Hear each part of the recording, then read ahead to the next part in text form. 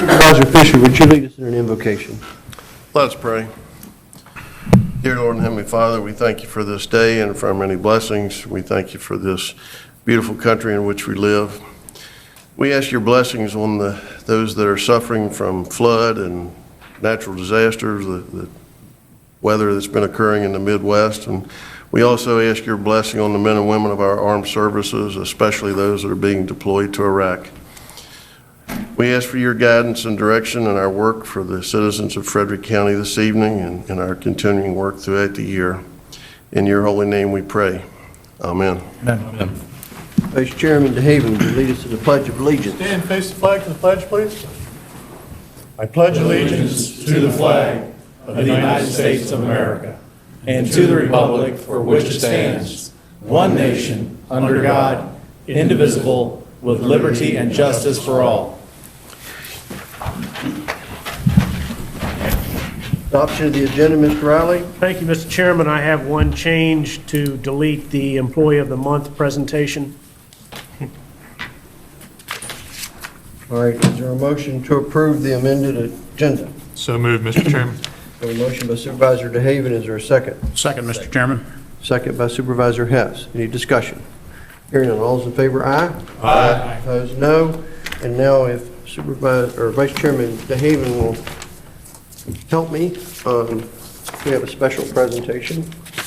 This doesn't go there. You got it. Consent agenda.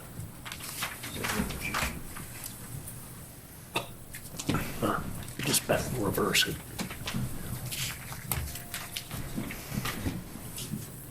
No. Marcus Overy, would you come forward?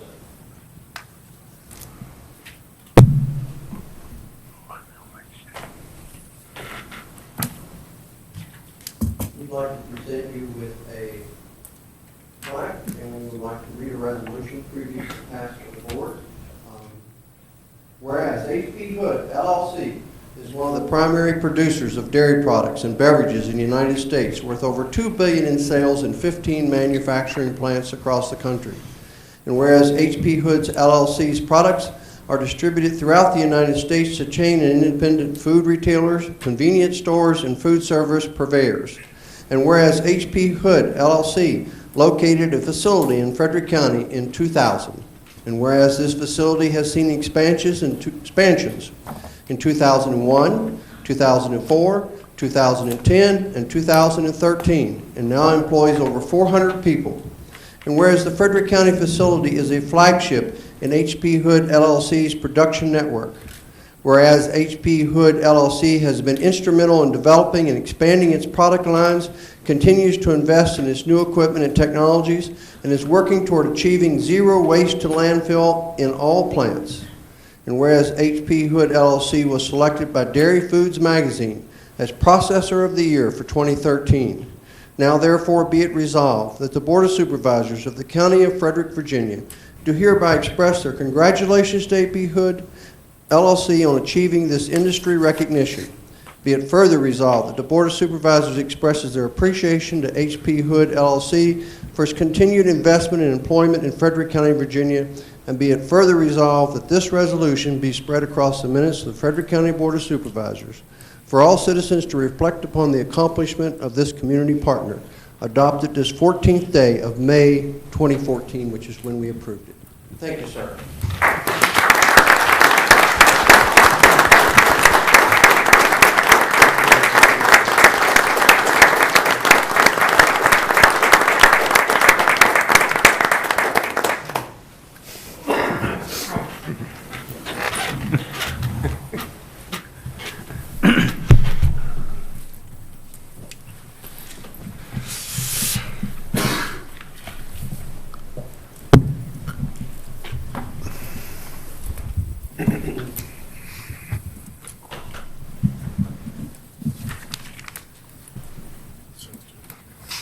Mr. Fisher has just pointed out I skipped over the consent agenda. Mr. Riley. Thank you, Mr. Chairman. I'd offer the following tabs. Tab D, resolution of the Board of Supervisors reauthorization for participation in the Shenandoah Valley Electric Co-op rate case. Tab F, Parks and Recreation Commission report. And tab G, Human Resources Committee report. Vice Chairman DeHaven, I'll have to abstain from the vote on the consent agenda because of a conflict of interest. If you would take over, please. Thank you. We have a motion. Motion to approve the consent agenda. Is there a second? Second. Further discussion? All those in favor, aye. Aye. Opposed, no. Motion carries. Mr. Tibbs, you got my abstain. Thanks, sir. Thank you. Now, citizen comments. These are agenda items only that are not subject to public hearing. Mr. Riley, did anyone sign up? Yes, sir, we have one speaker, Ed Coleman, representing the, representing citizens with reference to the Neff Kennel conditional use permit. Mr. Coleman, is this new information? Your Honor, Mr. Chairman, I'm sorry, I'll be very brief. I did want to supplement the record. I'm here on behalf of Mr. and Mrs. Berman, who are neighbors to the Neff Kennel, and I submitted on their behalf on June 19 an email, which I've got several copies of. And I'd just like to have that made part of the record for tonight's proceeding later this evening, and just to hit highlights that we were able, since the last meeting of the board, to review the history of conditional use permit applications for the county from approximately 1978 forward, and it appears that there were 16 CUPs granted for quote-unquote kennels during that period of time. Of the 16 that were approved, only 14 were available for review. 6 of those 14 involved kennels being established on acreages that ranged from 20 acres to 107 plus acres, and Mrs. Neff's parcel contains only approximately 7.5 acres. Of those 14 that were approved, 6 were for pre-existing kennels that were in operation but technically illegal and not approved by a conditional use permit. Of those 14 approvals, 5 were for kennels that did not even involve overnight boarding of dogs that belonged to anyone other than the actual property owner. And we also would point out that in those various conditional use permit files, previous boards have set a precedent by taking into consideration that kennels, dog kennels, do have an effect in bringing about a decrease in property values of adjoining properties, and this was pointed out in denials that were issued in 1995 and in 1997. Previous boards have also set the precedence of a great concern about noise generated by dog kennels. That was set forth in numerous denials. We would point out that in this particular application, Mrs. Neff is seeking a CUP for 28 dogs. There was some discussion of reducing that to 20 at the last meeting. The only enforcement mechanism that the county has is the county's noise ordinance, which has no specific enforcement criteria. It just relies on unreasonable noise, and in fact, in order to be enforced, there has to be a prior written notice from the sheriff to the property owner to abate the noise. And in this particular case, the conditions suggested would allow for 3 dogs outside unsupervised, and 3 dogs outside will certainly create barking and noise. I appreciate the board's consideration of my comments. Thank you. Anyone else, Mr. Riley? No, sir, Mr. Chairman. Any Board of Supervisors comments? Hearing none, we'll move on to the minutes of the regular meeting, May 28th, 2014. Mr. Chairman, I move that the minutes be approved as printed. We have a motion to approve. Is there a second? Second, Mr. Chairman. Second by Supervisor Collins. Discussion. Hearing none, all those in favor, aye. Aye. Opposed, no. The minutes of the regular meeting, May 28th, 2014 are approved. Next, the committee assignments or appointments. We have several Agricultural District Advisory Committee nominees, suggestions, or Mr. Riley, are there 2 here? Yes, sir, there are 2, Jason McDonald and Harmon Brumback. And where did they come from, the Advisory Council? They actually came through the Extension Service Office. Okay, so we have 2 possible candidates from the Extension Service Office. Many of you know these people. What is your pleasure? Mr. Chairman, knowing both these individuals, I would move to appoint Harmon Broomback and Jason McDonald to the Agricultural District Advisory Committee. All right, we have a motion. Is there a second? Second, Mr. Chairman. Second by Supervisor DeHaven. Discussion.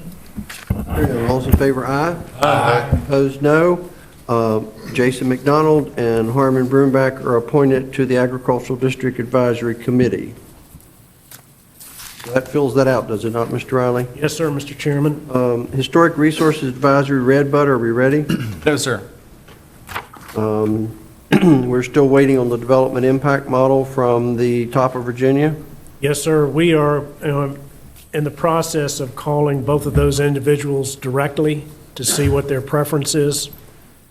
All right, and then we have several that are pending our continued work on EDC, EDA. Social Services Board, Back Creek, I believe we're ready. Yes, sir. I believe you have before you a potential appointee. I would like to note that knowing Mrs. Carper, she does have an interest in being more involved in county activities, and her occupation allows her to deal with the senior population, which I think is very beneficial to that appointment. So I would move to appoint Lisa Carper to the as a member of the Social Services Board, Frederick County. All right, we have a motion. Is there a second? Second. Second by Supervisor Wells. Discussion. Hearing none, all those in favor, aye. Aye. Opposed, no. Lisa Carper is hereby appointed to the Social Services Board. Shawnee Sanitary District Advisory Committee, we're still in limbo. Yes, sir. I would like to say I'm very happy. We have several applications. We have not been able to coordinate all the schedules, get everyone interviewed, but we will have that next month. And then the Conservation Easement Authority, Mr. Fisher is the Board of Supervisors representative. His term is up on 8/24/14. I heard that he volunteered to reserve. I would so move. Motion and by Supervisor Lofton, a second by Supervisor Second, Mr. DeHaven. Chairman. Discussion? Hearing none, all those in favor, aye. Aye. Opposed, no. I believe Mr. Fisher tried to get a hold of Mrs. Kearns and was unable to, but I suspicion that she would reserve. Yes, sir. What's your pleasure, to wait till he hears or take a chance? I'll take a chance and move to reappoint Diane Kearns to the Conservation Easement Authority. We have a motion. Is there a second? Second.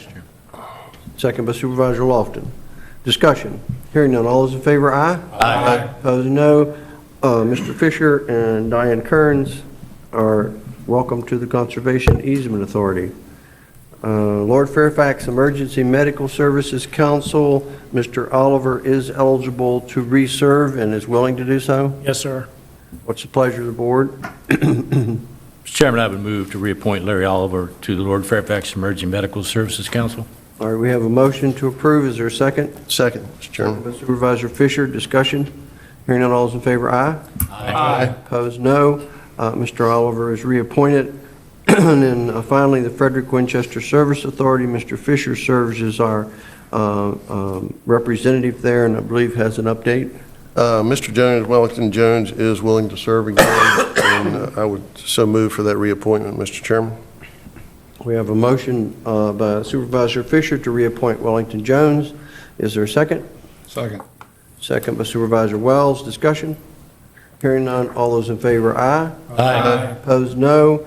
Mr. Jones is reappointed, and then, of course, Mr. Wilkins, if willing to serve and nominated by this body, must be a joint appointment. I don't know if the city has done anything yet or not. Do you know? I do not know. Okay. We should try to probably find that out. Okay.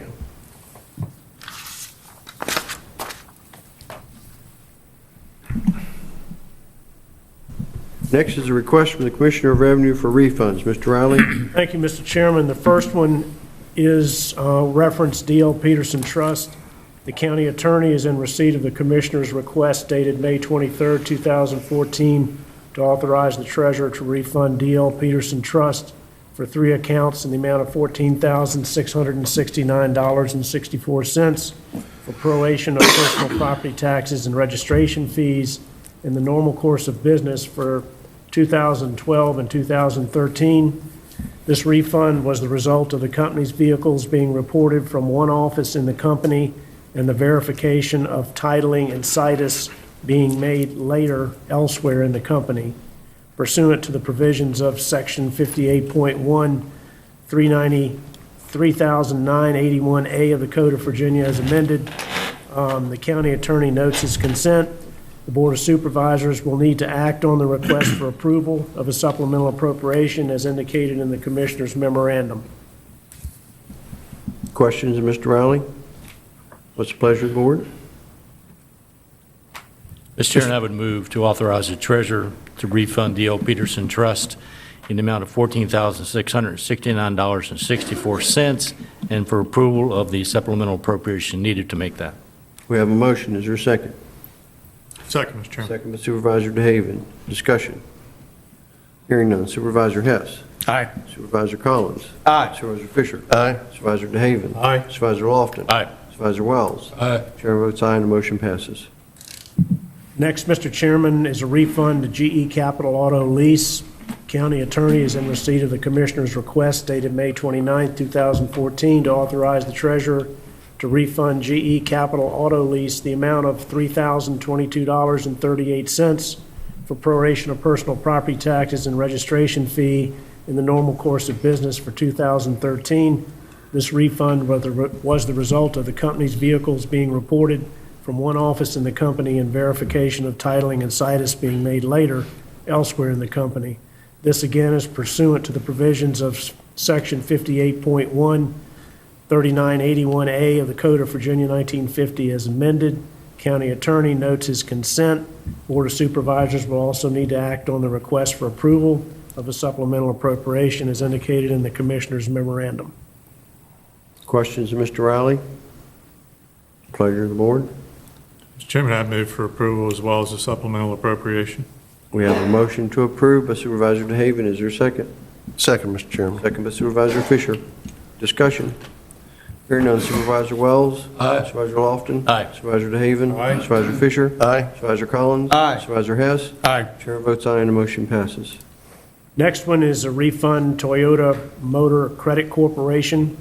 County attorney is in receipt of the Commissioner's request dated May 29, 2014, to authorize the treasurer to refund Toyota Motor Credit Corporation the amount of $3,095.05 for proration of personal property taxes in the normal course of business for 2012, 13, and 14. This refund was a result of the company's vehicles being reported from one office in the company and the verification of titling and situs being made later elsewhere in the company. This again is pursuant to the provisions of Title of Section 58.1, 3981A of the Code of Virginia 1950 as amended. County attorney notes his consent.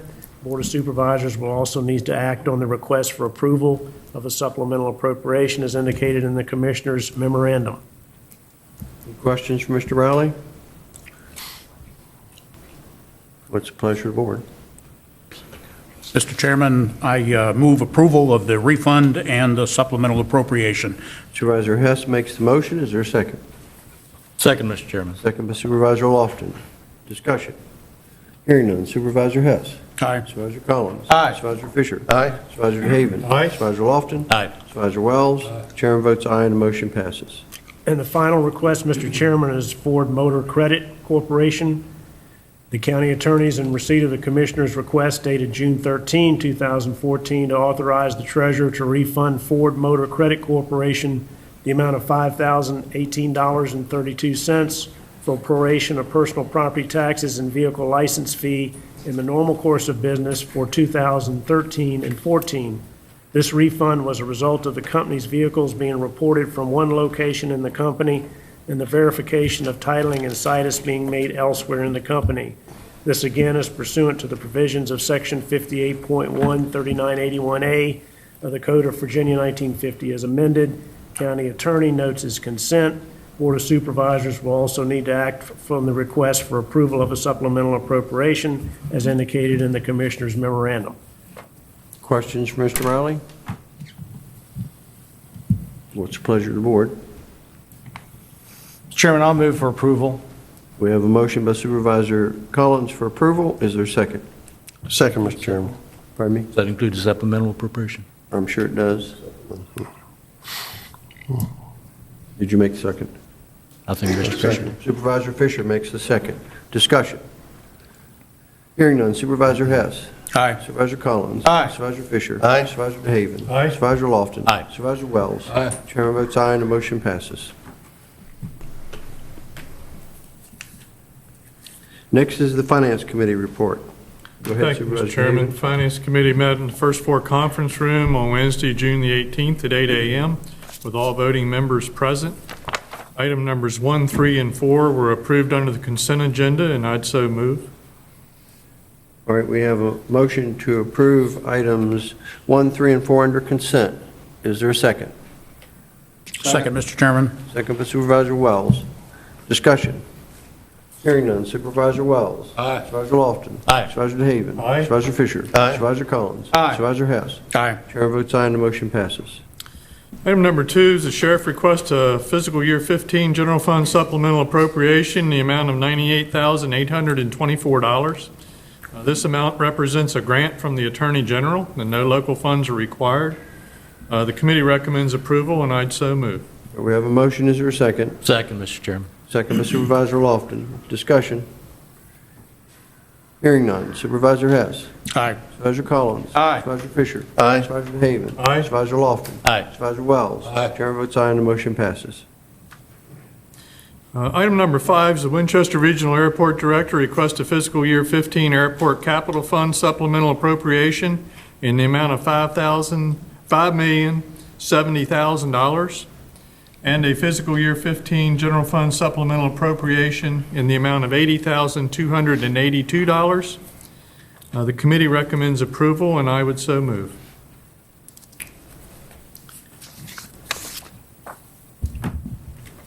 Second, Mr. Chairman. I'm trying to get my bearings here. Perhaps I wasn't listening close enough. Is that the 60,000?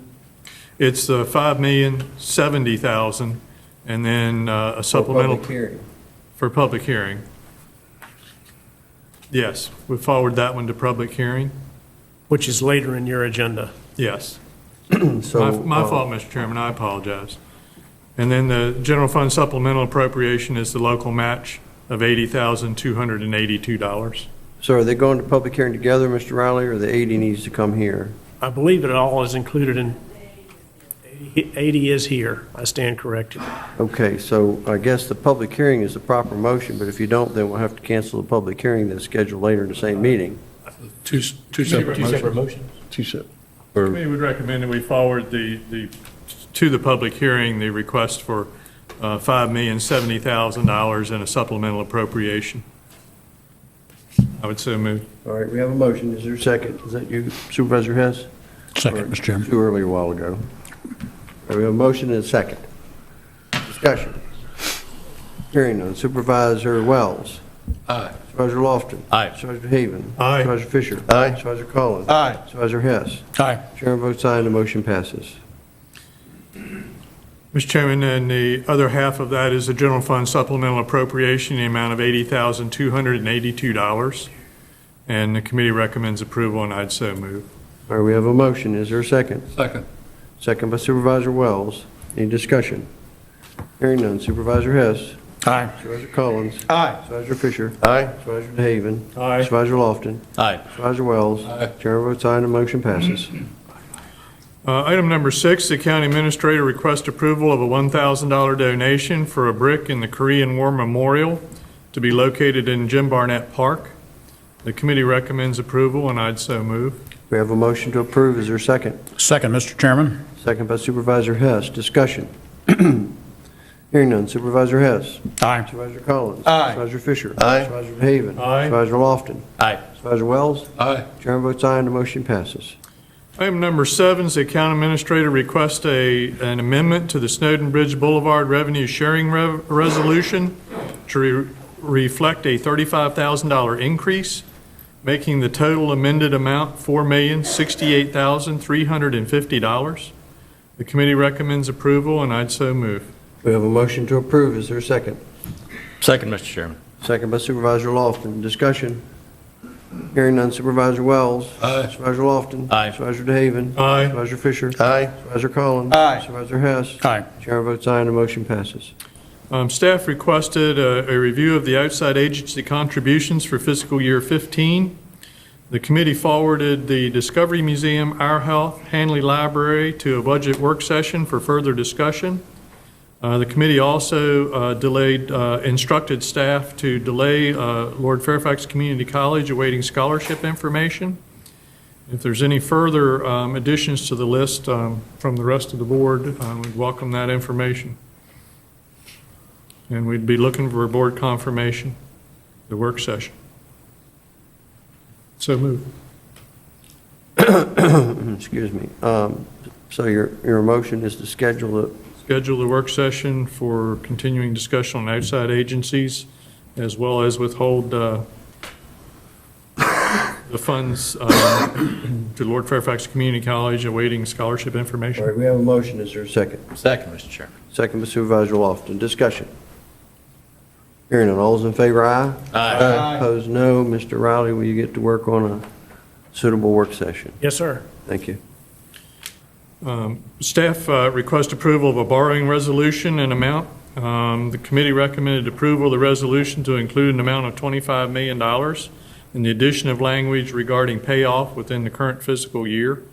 Is this still pertinent? We have a budget with the Commonwealth, so I do believe that you may want to move it forward to another Finance Committee meeting to talk about a continuing resolution with reference to making sure that this is always available to future boards should they choose that option. All right, so we'll just delay this discussion for a future recommendation from the Finance Committee? Yes, sir. Thank you, sir. Item number 10, County Administrator seeking a recommendation for a capital project fund supplemental appropriation in the amount of $7,217,104. This is going to be a public hearing later on our agenda for a total project cost of the Round Hill Fire and Rescue Station. I don't believe there's action here for us at this time. Is that correct? That's correct. I believe That concludes my items are under the public hearing tab. concludes my report, Mr. Chairman. Next is Development Impact Model Oversight Committee. Mr. Riley, you're handling that? I believe Mr. Lawrence is. I'll tackle that for you. The Development Impact Model Oversight Committee met a number of times this past year, more so than we do in the past. And they've asked me to give you a real brief update as to what they learned this year, and then we'll go into the annual review. This past year, the Development Impact Model Committee was tasked with reevaluating the model to make sure that it accounted for the current economic conditions of the county and in the country, for that matter. We looked at the capital projects in the model. We also looked at the consideration of credits when we're going through the rezoning process. So those were some of the major tasks that we looked at.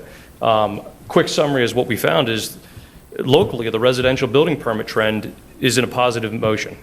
These numbers are from October, but it's only gotten better. So our building permits were up over the previous year and they continue to be better. So the economy is looking positive on that front. The portion of the budget that's dedicated to capital is only 7.2%, very small percent, and that's after looking at a 10-year average. That is important when we look at the development impact model as we consider rezonings, because part of the rezoning process is we're looking to capture contributions to offset impacts that new development has on capital. And because the county budget only looks at 2%, or I'm sorry, 7.2% on average of capital, it was felt at the Development Impact Model Committee that we shouldn't be providing any credits for contributions that the taxes might contribute over a 20-year period to offset capital because it's such a small percentage of the budget. And I'll go into that in a little bit in just a minute. We did confirm that the tax rates that we use in the model are accurate and they're updated every year. And an important aspect there is we also had the developer of the model come and review the model again and speak with the committee and confirm how the model operates, that it continues to operate as designed, so it is functioning properly. We also clarified that the output that we use the model for is part of the rezoning process is solely capital expense. It does not include any credits for revenue and it does not include any debt service. And that was an important aspect because when we do talk about proffers, That's talking about the cash contributions of development during the rezoning process may contribute to the county. And that number that we're going to talk about in a minute does not look at any revenue credits. It's solely a capital impact generated by the model.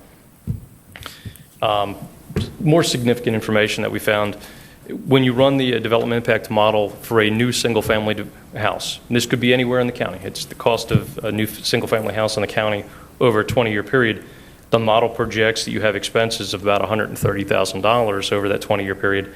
But when you look at the direct contributions, which is the taxes you're paying through real estate and real property, car tax, they're only contributing about $73,000. So houses in general certainly don't cover themselves, and that's why through planning and decision-making, we make sure we have adequate commercial industrial growth to help offset those impacts.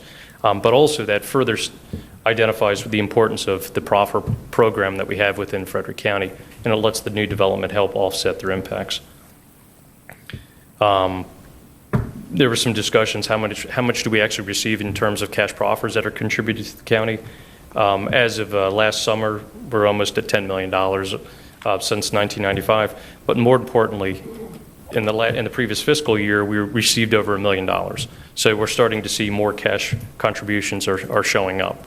Back in the mid-'90s when we started the program, the proffers that we were seeing were a couple $1,000s for a house. Now we're seeing $15,000 to $20,000, and those $15,000 to $20,000 lots are now being built, and we're finally realizing those contributions. One thing the committee did forward out this year, and you all approved, was they felt the model ought to provide a credit opportunity if you have a proffered transportation component for rezoning that goes above and beyond what's normally expected through the transportation impact analysis. And you did approve that recommendation in January. We haven't received any rezonings that have qualified, but we're prepared to work with applicants to give them credit for their transportation improvements when we see those rezoning applications. And that brings us to where this is our annual discussion. Every June, the committee updates the model and recommends an update of the critical inputs to you all for your consideration. The updated information looks at population of the county, the school enrollment, the capital improvement plan values for the projects and the values, budgetary figures, and fire and rescue call statistics. So those are the variables that we always want to make sure are updated in the model. I can stand before you and tell you that we've updated all the information. We've received it from the various agencies. We've also received all the updated budgetary information from both the county's finance department and the school board. So the model is completely updated and ready to run with your endorsement. In running the updated model in terms of how we would see residential impacts, these are the figures that typically people recognize when they think about the development impact model. In yellow is the updated figures. So if you allow us to use the updated model, we would see impacts of $19,583 for single family, which is actually a decrease of $17 from this previous year. For townhouse units, the model projects capital impact on our county facilities of $13,437, which is an increase over last year of $375. And the apartment unit had this most significant increase, and that is $12,697 are the projected impacts.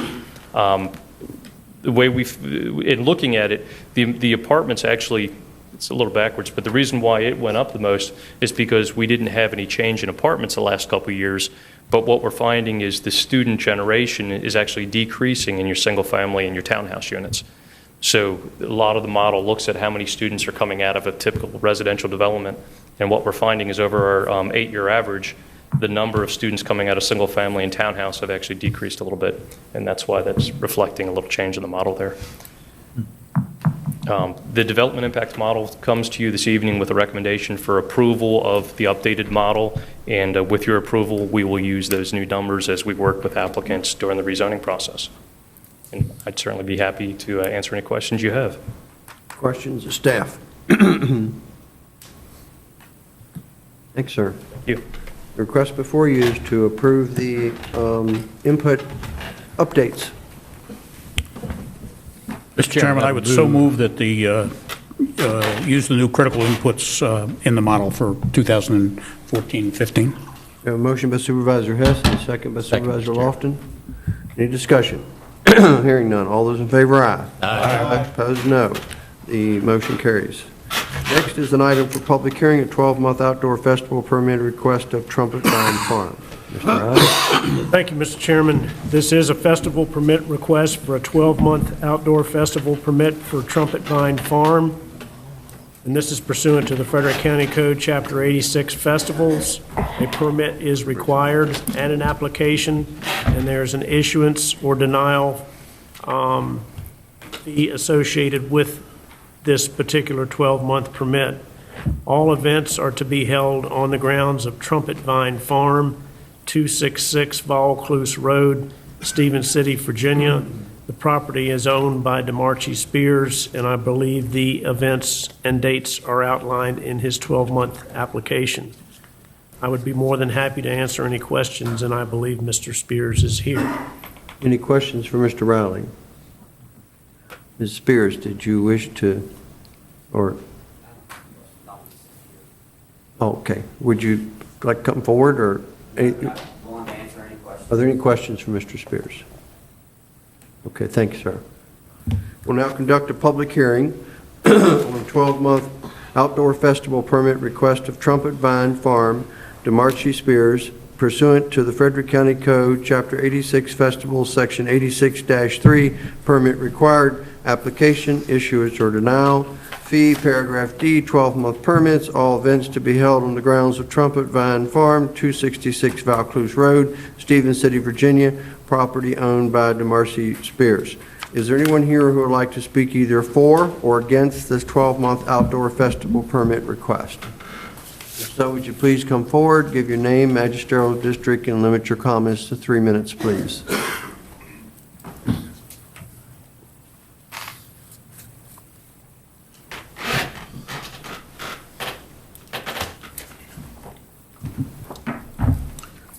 First of all, I'd like to thank the board for allowing me to speak here this evening.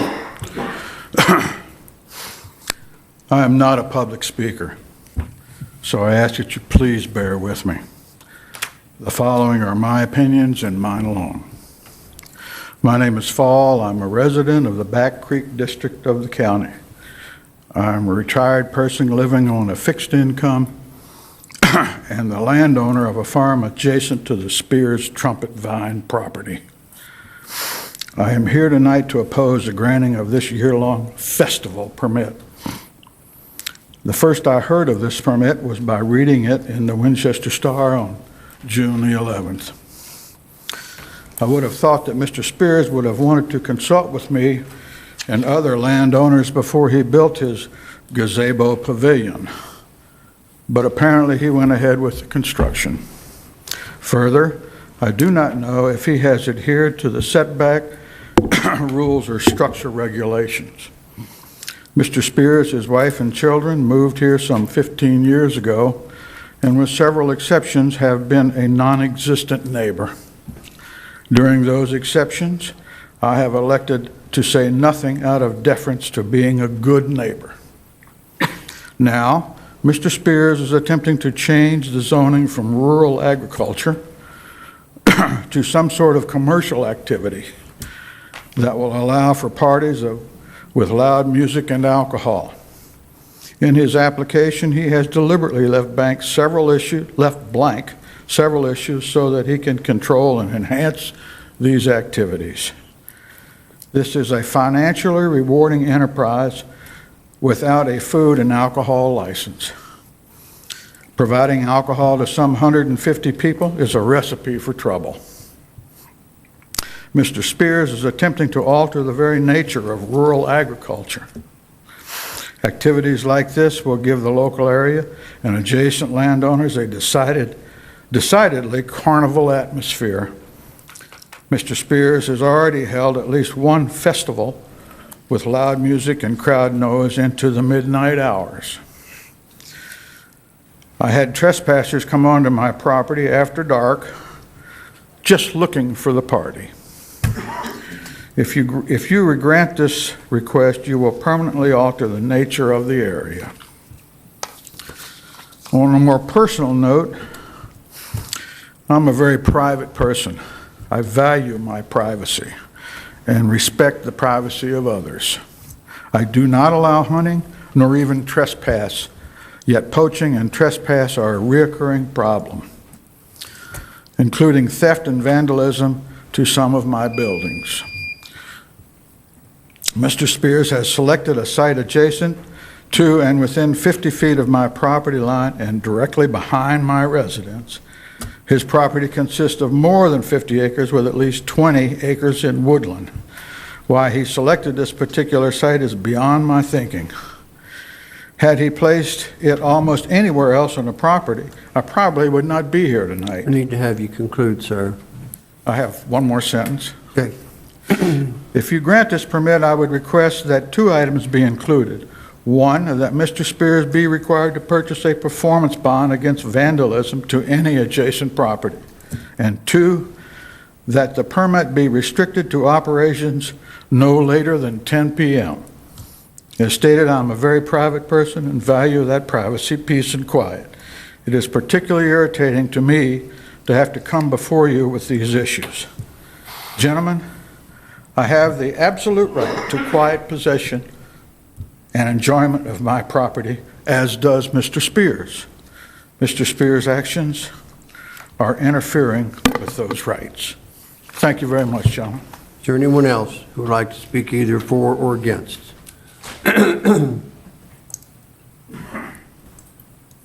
right, seeing no one, we'll close the public hearing. This is Back Creek.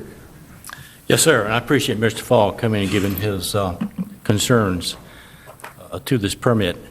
I have visited the properties, both Mr. Spears and Mr. Falls. I do have a little conflict with Mr. Falls' interpretation of where this pavilion is, and it's not exact, but the pavilion is approximately 300 feet from the property line that separates Mr. Spears and Mr. Fall. From that property line is another approximately 150, 200 feet to Mr. Fall's house, which means about 500 feet separation between where the events would occur and Mr. Fall's house. Visually, there is a grown-up fence line between the two properties. I could not, and I've taken pictures, I could not discern the pavilion from Mr. Fall's house. You had to walk to the actual fence, peek through an opening in the brush to actually see the pavilion. In looking from the pavilion, I could not see Mr. Fall's house. So it appears to me that the only issue might be loud music. I've spoken to Mr. Spears about that, and Mr. Spears assures me that he will do what he can to make sure, by placement of the venue, to minimize that. But when we talk about noise, I can stand on Mr. Spears' property and I can hear traffic on 81. So I don't know that there's any guarantee that there won't be some noise. And in fact, I believe you can also hear the drive-in theater from Mr. Spears' house. So I don't know that there's a guarantee that we can give everybody that they will enjoy peace and quiet 24 hours a day, 7 days a week on their property. Seeing no real adverse impact, and this is subjective, I understand that, but based upon all the things that I have seen and researched, I see no reason not to approve this, and I would make a motion to approve the 12-month outdoor festival permit request of Trumpet Vine Farm, Mr. DeMarque Spears. All right, we have a motion to approve. Is there a second?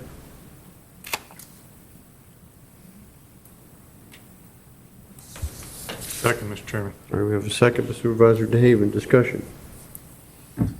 Mr. Chairman, Supervisor Fisher. the gazebo, the pavilion, whatever, is that part of, used for the festivals? I'm sorry? The pavilion, the gazebo, is that something to be used? There are a lot of events, like events that Sir, could you come up? in some cases, people would just rent a tent and put it, have a big space that's cleared for a tent that's right beside where the pavilion is. It's not always utilized, but it's there for some. Maybe. It may be, yes, sir. The issue I have, if the building permit's just now been applied for and you've got a festival on the 28th and that permit is not permitted and not approved by the 28th, there's a problem. When you have a structure not approved, and I would not be able to support having a festival there on an unapproved structure. Mr. Chairman can speak to this, but we have researched that. Maybe Mr. Williams might want to also offer his opinion. But the structure that Mr. Spears has was considered an agricultural structure and is still considered an agricultural structure at this time, and by state code is allowed to hold festivals there on an irregular basis. Now, Mr. Spears has, I assume, asked for that building permit so he can change that use to more conform with what he intends to do in the future, but it does not affect, and again, Mr. Williams, Mr. Chairman may be able to speak to that. My research and talking with him says that that is not an issue, that it is allowed under state code as it's situated. I guess I'll have to take a little difference of opinion with state code then, because agricultural structures, I'm very familiar with them, and if you're going to have people on a structure here that's not met a building code by building inspection, there's no way to determine whether it can support that load or not if it's constructed properly. At least I feel like my responsibility would not put people on there. So I guess I'll take an issue with that being further looking into it and researching it. Like I say, you might ask Mr. Williams, Mr. Chairman, for their opinion, but that's the information I got. Could we ask Mr. Sharon to expand on that, please? As Mr. Lofton pointed out, Mr. Wells and board, that yes, the applicant had applied for a ag exempt building which he had built there, and as today, as what the code is, and what the opinion of the building official, it is ag exempt. The applicant has moved forward with plans to, as Mr. Lofton pointed out, to change this building to allow, as the concerns that your voice and Mr. Fisher, having folks show up that are not familiar with that. And the plans have been submitted, or are in the process of being submitted with an engineered plans. Also with that, and talking with the building official this afternoon before the meeting. If I may, Supervisor Fisher, if I may add one thing, Mr. Sears actually had the building official visit the site. The building official, in talking with him, has no problem if this continues, but again, if Mr. Spears wants to change the use, the nature of this for future events on a more regular basis, that is why he has to look at the permit. And like I say, Mr. Cherry looked at the structure and said that if he wanted to change the use for future, for more intensive events, then he would have to go through that process, which Mr. Spears is doing now. But to my knowledge, he did not have any objections to these events being held there at this time in that structure. That is correct in talking with the building official. That was the building official. Building official, yes, sir. Thank you. Thank you, Ms. How big is this gazebo? It's 32 by 40. Does that hold 100 or 120 people? Yeah, it can hold 100 people. Good. It could, yes, sir. I might say that the gazebo is just part of the venue. There is an outdoor area with an old reconstructed fireplace and other ground that the events would be taking place on, not necessarily just in this gazebo. Right. Any other discussions? I think so. So we're ready to vote then. Redirect? Redirect? No, sir, we've concluded the public hearing.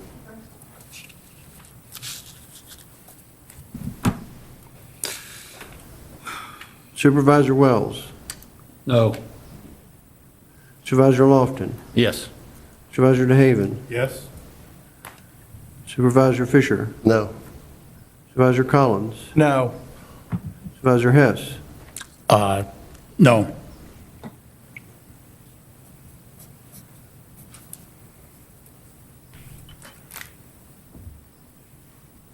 Chairman votes no and the motion fails. The outdoor festival permit is not approved. Next item, amendment to the 2014-15 fiscal year budget. Mr. Riley? Thank you, Mr. Chairman. You have two captioned items under this public hearing, the amendment of the 2014-15 fiscal year budget, and this is pursuant to 15.2-2507 of the Code of Virginia as amended. The Board of Supervisors will hold a public hearing. First item is an airport capital fund supplemental appropriation in the amount of $5,070,000. This represents capital projects including relocation of the South Apron and land acquisition. Approximately $4.9 million of these funds are state and federal funding, $81,000 from Frederick County and $39,100 from other local government entities. The second item is a capital project fund supplemental appropriation, the amount of $7,206,953. This amount represents the project budget for the replacement of the Round Hill Fire and Rescue Station and Event Center. And if you would like, Mr. Chairman, I can speak to that item after the Airport Capital Fund discussion. All right, discussion on the airport capital fund amount. Component. Any discussion? There is none, Mr. Riley. Thank you, Mr. Chairman. The second item is the replacement of the Round Hill Fire and Rescue Station.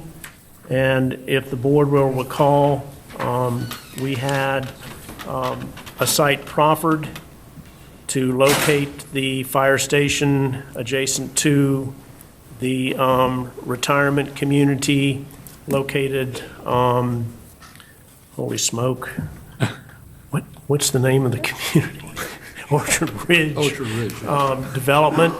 And with that was $1 million cash proffer and then associated development cost that the developer was providing and access to the property. The staff in this particular case is seeking action from the board on an authorization resolution which would allow the county to pursue financing through the Virginia Resources Authority. The Finance Committee did not forward a recommendation on a preferred financing option. However, there are two options that could be pursued relative to this project. The two options that can be considered is, number one, submit an application for the county's share of this project in the amount of $4.2 million, which would include $3,869,693 for the fire station component and associated site work, and $330,307 for the cost of issuance and any discount. Or submit an application for both the fire station and the event center in the amount of $5.9 million, which would include $5.6 million for the cost of the event center and $299,459 for cost of issuance and any discount. Included as part of this authorizing resolution is a reimbursement resolution, which would allow the county to reimburse itself for costs incurred between now and the bond closing date, tentatively set for August 13th, should this option be pursued. Board action on the authorizing resolution would approve the reimbursement component as well. I would be more than happy to answer any questions on this, and for the benefit of the board, the primary discussion at the Finance Committee meeting last week was whether or not financing the event center under the VRA resolution was a more expedient process versus the Round Hill Fire and Rescue Company having to go out and seek financing on its own. And the last thing I would add is, if we have specific questions with reference to interest rates or financing options, we also have Mr. Jim Johnson present, who is the county's financial advisor with reference to these projects and represents Raymond James Corporation out of Richmond, Virginia. Questions of Mr. Riley?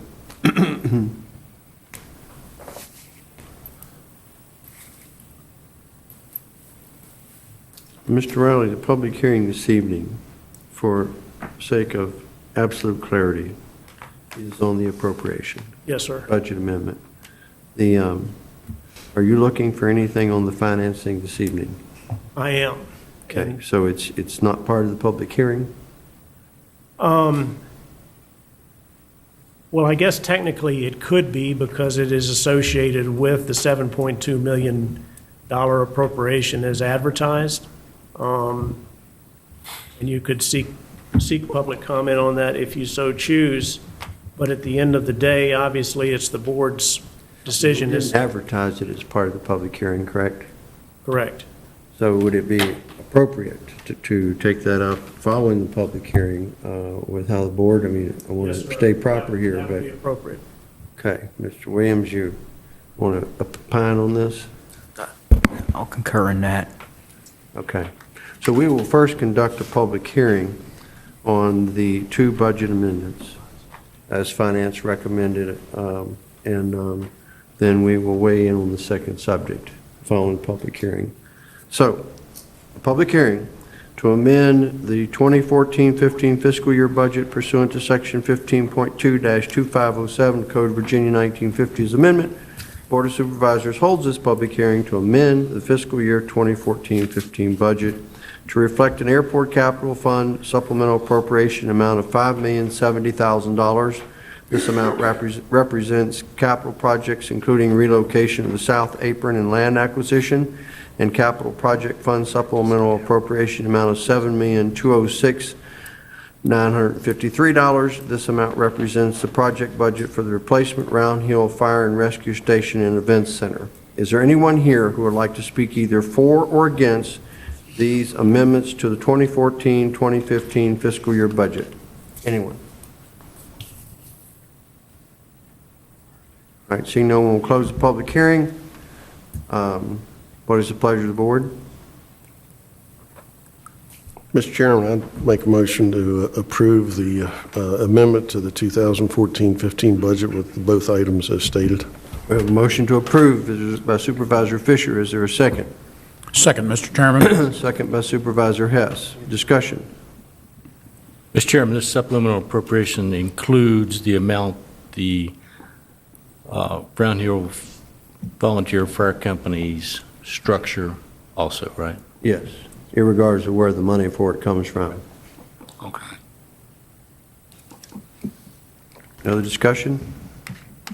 Hearing none. Supervisor Hess. Aye. Supervisor Collins. Aye. Supervisor Fisher. Aye. Supervisor DeHaven. Aye. Supervisor Lofton. No. Supervisor Wells. Aye. Chair votes aye and the motion passes. Now, on the subject of financing for the replacement Round Hill Fire and Rescue Station, staff is seeking advice on whether to go to the bond market.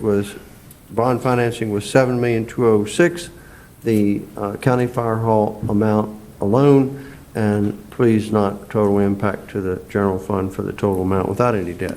But what is your pleasure?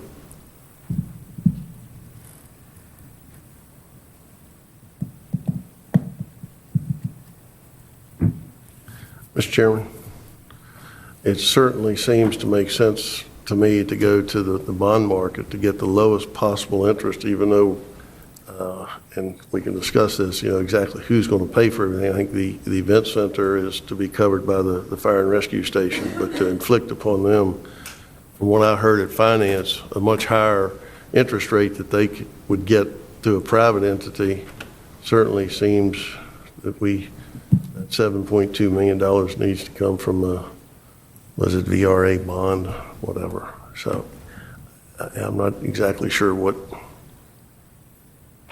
you are looking for, what details we're wanting to go through this evening. Mr. Riley, what is the proper terminology if we want to borrow the money? I used the term bond market. Mr. Fisher replicated it, but it's VPSA financing? VRA financing issue. Okay, it's VRA is the proper terminology, financing. That is where our application is pending. In fact, it's been approved, and the final paperwork is basically requesting the amount that we choose to finance under this option. Obviously, the $7.2 million advertised in the public hearing is an all-in figure, with reference to the proffer, the developer's expenses, and both buildings. But the direction that we need this evening to get an application started by tomorrow is which option do you want to choose with reference to pursuing financing. Under one option, we would be seeking nothing higher than $4.2 million is outlined in option one, or if we choose to go with the event center financing, it would not exceed $5.9 million in financing. So you're looking for an motion would be appropriate if we want to include all the buildings, 5.9 Yes. million? 5.9 includes the event center, 4.2 includes the fire station only. You have both resolutions in your packet, so you'd be approving the resolution. So I'll make that motion for the 5.9. Is that? That's for the fire station alone. No, that's for the, No, that would be for both. Yeah. That was the larger. Okay, I'm sorry, yes. yeah. Oh, I am confused here. Searching for the dollar amount in the resolution. Where's it buried? The 5.9. well, 5,900,000, which would include $5,600,054, for the fire station, and is it $299,459? I'm straight now. Okay. So we have a motion on the 5.9. Is there a second? Second, Mr. Chairman. Second by Supervisor Hess. Discussion. Supervisor Lofton. I understand that we would be bonding the full amount, which includes the event center for the Round Hill Fire Company. Do we have some kind of a document that somehow indemnifies us if the Round Hill Volunteer Fire Company cannot make their portion of the payment in the future, or does the county wind up picking up the rest of that bond? I'll let Mr. Riley answer, but I believe if we pass this resolution, we would be carrying the debt. We would, and the Round Hill Fire and Rescue Company would be reimbursing us on an annual basis for their share of the debt service. And that's, I believe, was outlined on a term sheet that was in the Finance Committee report. And that was for a 25-year term? Yes. So we have to assume that this volunteer fire company will have the resources to make that payment through the whole 25 years, or else the citizens of Frederick County will be picking up the tab for that building. Well, that's one way to put it. Yes, sir. Okay, thank you. Other discussion? Is there,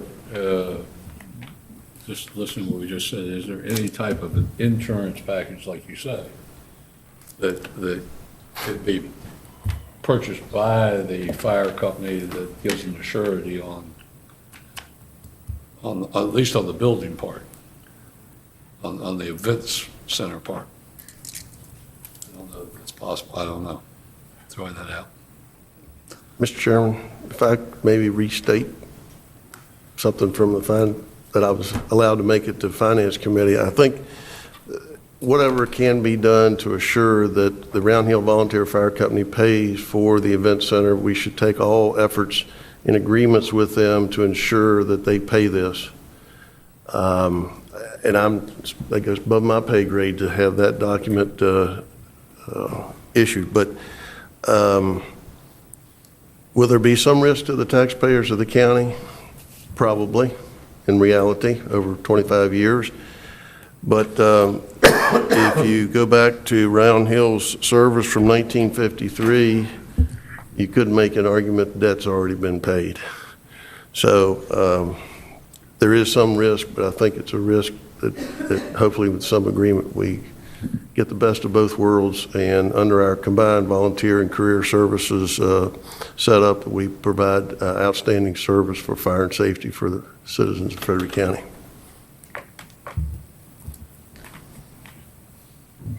Or other discussion?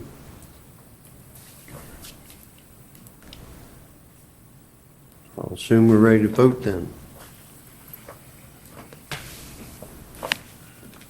Supervisor Wells. Aye.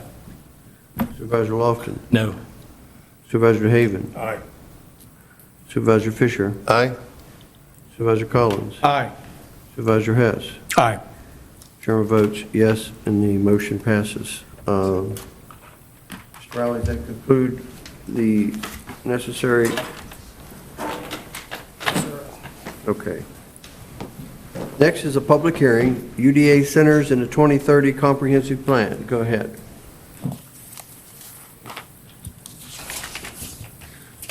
Thank you, Mr. Chairman, members of the Board of Supervisors.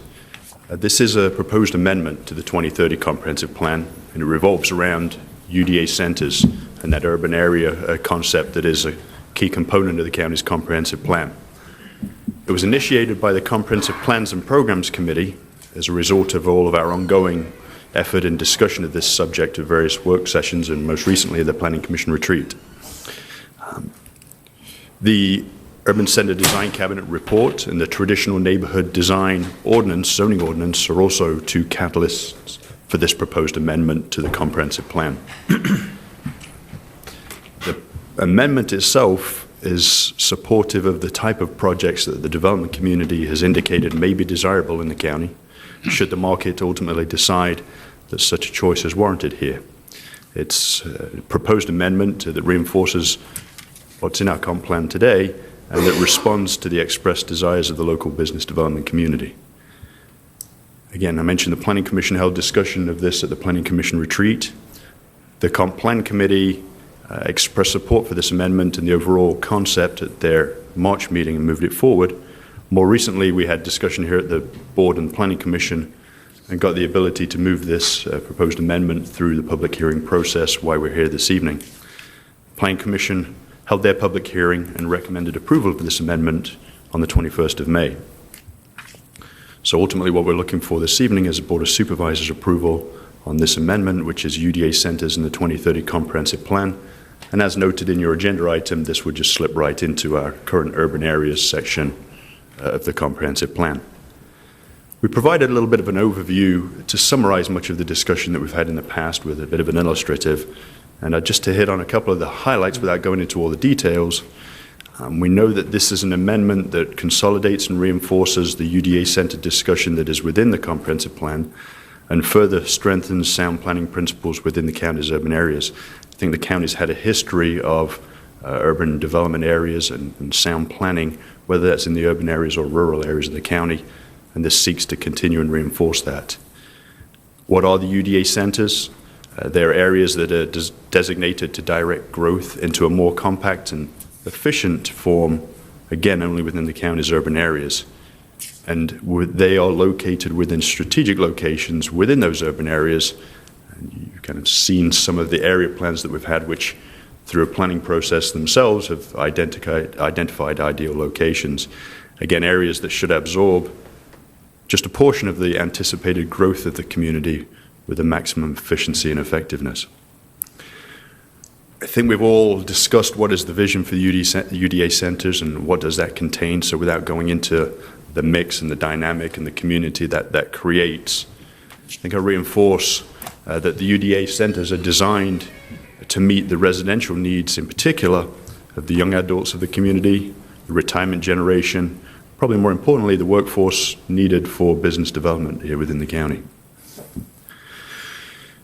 As I noted before, it supports the types of projects that we've heard people would like to see here in Frederick County, again, once the market could support it. And it's certainly something we've seen elsewhere in and around the region, the state, and also you see it throughout the country.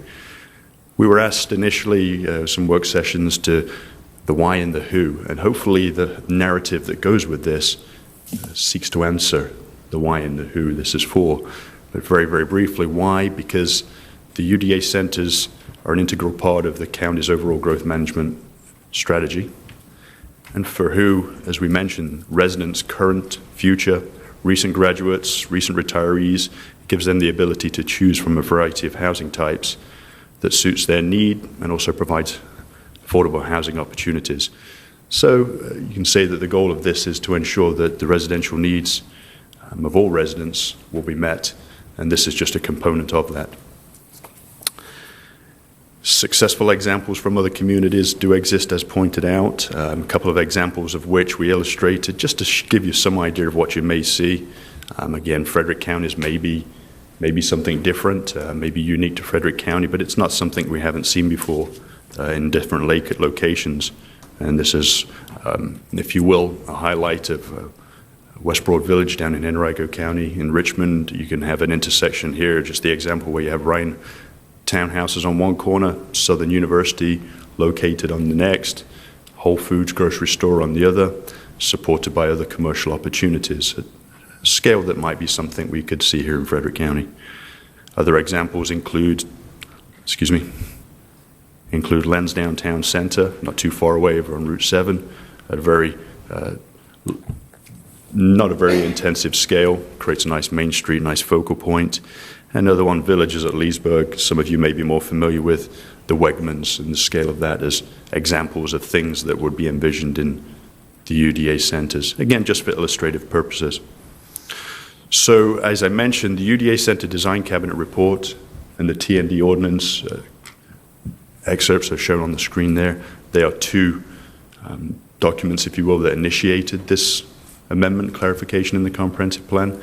And should we feel it's appropriate with this amendment, we would look to bring these back in front of the board at some point here in the future. So again, the Planning Commission held their public hearing on the amendment, recommended approval in May, and we're seeking the board's approval of this amendment here this evening. And I'd be happy to answer any questions that the Board of Supervisors may have and go into the actual policy or objectives or implementation tools in further if needed. But with that, I'd be happy to answer any questions. Questions of staff?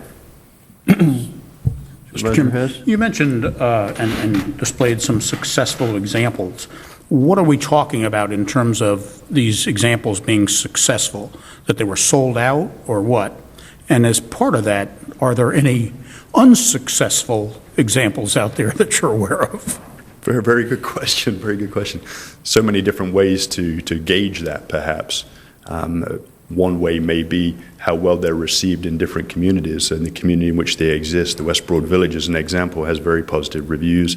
And in fact, it won awards, as pointed out, with the National Home Builders Association as the type of project that they would like to, that was kind of reflective of best practices from the Home Building Association side of it. And certainly from community planning, it exemplifies many of the traits that you would like to see in communities, perhaps that are more urban in character, in more, again, identified urban areas, focal points, not everywhere, in certain locations. We see a couple of others, if you will, that certainly invested everything into the project at a time when the market was questionable. 2007, 2008, the Villages at Leesburg is a great example. And so through different iterations of financing and ownership, they then continue to evolve with the market. And again, lots of positives from a land use perspective. I'm sure there are a very good number of negatives too, perhaps, to the financing components with different ownership entities. But we see it as, again, as an example of a successful one as far as the form of the development, the investment that's occurring in there, and the feedback that's generally received from people who live and work in that area. And quite frankly, there are examples that are being copied or exemplified in other locations. So I think each particular project is different, and certainly may be different here in Frederick County, and hopefully this would provide the framework for whatever we may receive in Frederick County, being a good choice and being a successful alternative. I've got another question, Mr. Chairman. I don't want to put words in your mouth from previous times when we discussed this issue, but I think there was some indication from staff that you kind of wanted to be out front on this. I know this is a difficult question to answer, but what would be your guess if this were added and approved? When do you think we would see the first development of this type in the county based on what you know today? Very good question. I think we could see the framework of some of these projects occurring certainly within the next 5 years, very easily. And there are a couple of different locations where different scales of them would certainly work. I think we saw in the mid-2000s proffered rezonings coming on in, which had many of the features of these urban centers, perhaps on more of a neighborhood scale. But we're having some significant development proposals being presented to the county, ones that may have been approved in the past, road improvements such as the extension of Route 37 at 81 in the Crossbourne area over to 522, which would provide a good opportunity for more of these to actually happen. I don't see any significant ones happening, certainly before the 5-year time frame. And again, it would be at such time the property owner desires to do it and that market would support it, that we would see it in place. But the flip side of the UDA centers may well be how that guides the county in making our own investments with community facilities, high schools, elementary schools as focal points, whether that's a new library branch or even county government facilities. So if we have some vision and foresight as to how our urban areas and how our community may develop and could focus our attentions, whether that's infrastructure or other public amenities, then that may well be the steps that we see in the more near term.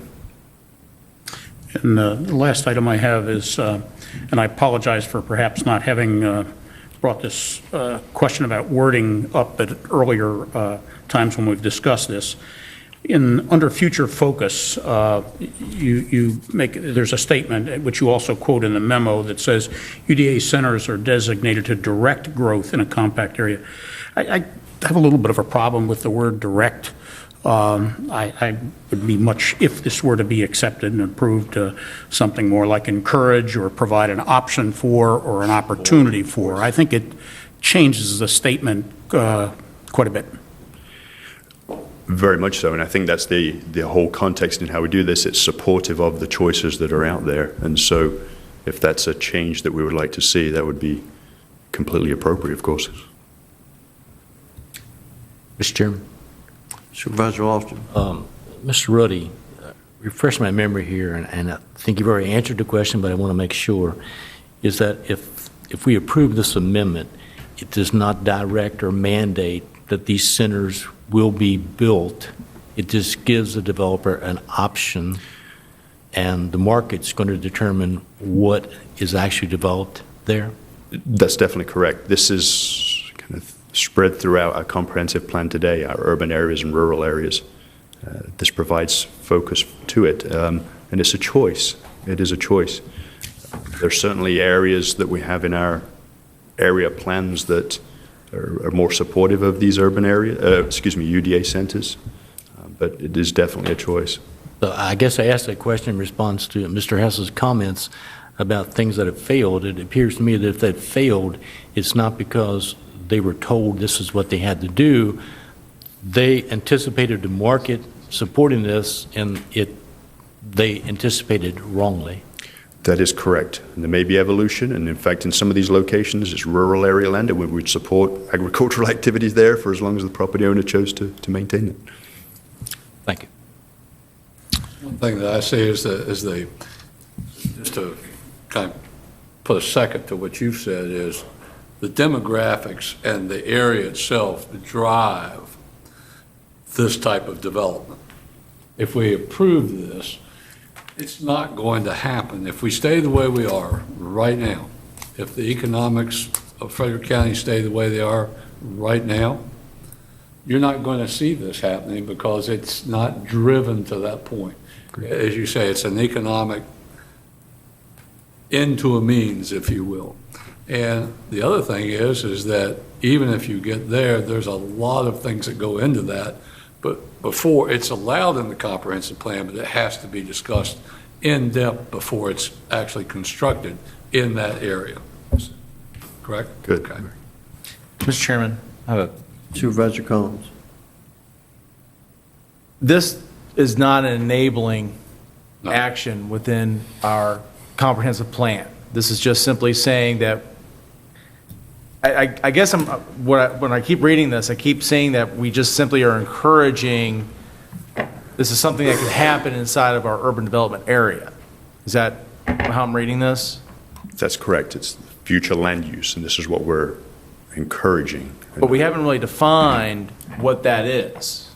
We're just saying that we have these, I don't see that there's a definition of what an urban development center should be. I think there clearly is in the urban areas section chapter of the comprehensive plan that's there today. It talks in a fair amount of detail about kind of perhaps the design or the interconnected street system and a little bit more density. So the guidance is already in our comprehensive plan today. This just perhaps pulls it and reinforces that into kind of a 2-page or a 3-page point that, again, is supportive of what may be in there today. Is this more of a marketing for developers to say we have urban development area centers available in our comp plan versus we just have urban development centers? I think it's providing some clarity to our comprehensive plan, which is a guide to the community, to property owners, to developers. It's not necessarily a marketing document. The UDA Center, the Design Cabinet report, was a document that was created with the development community's input to help, again, illustrate what potential could be there. It's simply a guide. It's no directive, and it's not really a marketing tool in any way, shape, or form. It's really illustrating the county's planning principles as we talk within our urban areas. I see it more as an opportunity for Frederick County to have the opportunity, should it present itself, to use some unique ideas to help benefit the citizens of Frederick County and those folks who will be moving into Frederick County. So I see it as an opportunity. It's an opening that allows some new ideas. Any other questions, staff? Thanks, sir. Thank you very much. We'll now conduct a public hearing on UDA centers in the 2030 Comprehensive Plan. The Board of Supervisors will discuss the proposed amendment to 23rd Comprehensive Plan, Frederick County UDA centers in the 2030 Comprehensive Plan. This amendment is a follow-up to and in support of UDA Center Design Cabinet report and the draft Traditional Neighborhood Design Ordinance discussion. The proposed amendment continues to consolidate and reinforce the UDA Center discussion within the 2030 Comprehensive Plan and further strengthens sound planning principles within the county's urban areas.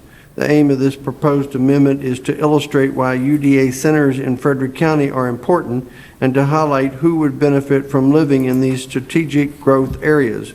The proposed amendment would be inserted in the plan within Chapter I, Urban Areas. Is there anyone who would like to speak either for or against this amendment to the 2030 Comprehensive Plan? If so, please come forward, give your name, magisterial district, and limit your comments to 3 minutes, please. Thank you, Mr. Chairman, members of the board. I'm Evan White with Greenway Engineering. I'm not really here to speak for or against what staff is proposing, but more so to concur that if this is aspirational and provides options moving forward in the future, that's certainly one thing. If it's trying to dictate future rezonings, that's another concern. I've had an opportunity, like Mike, to look at these in detail and study them, and the common threads for the ones that seem to be successful are significant population, significant transportation corridors, transit, things this community really doesn't have today, and I seriously doubt we'll have in 5 years. When we talked to one developer of a successful project like this, the question was, what was the population you felt that you needed to sustain a fairly substantial one of these? And they said 200,000 people, which of course is far into the future. So once again, I think from an aspirational goal, it's a good target. As the community grows into the future and we try to confine development and make it more compact, it's certainly a good option, but hopefully it is an option and doesn't dictate future rezonings in the short term. Thank you. Anyone else?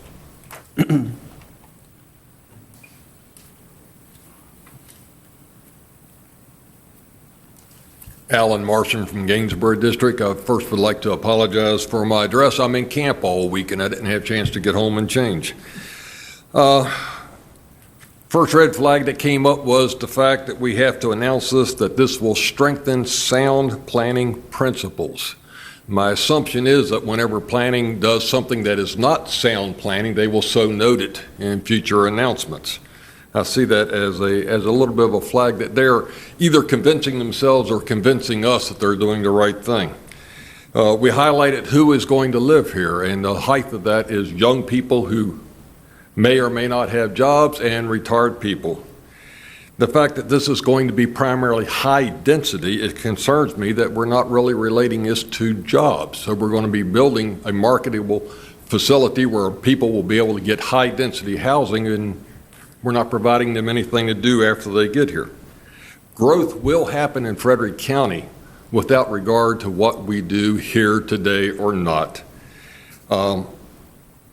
A lot of what we're seeing in this planning and these options that are being presented are what we are finding out that is being taught in the new planning directives. If you go to school today, this is what they're going to be teaching you. If you go to seminars, this is what they're going to be teaching you.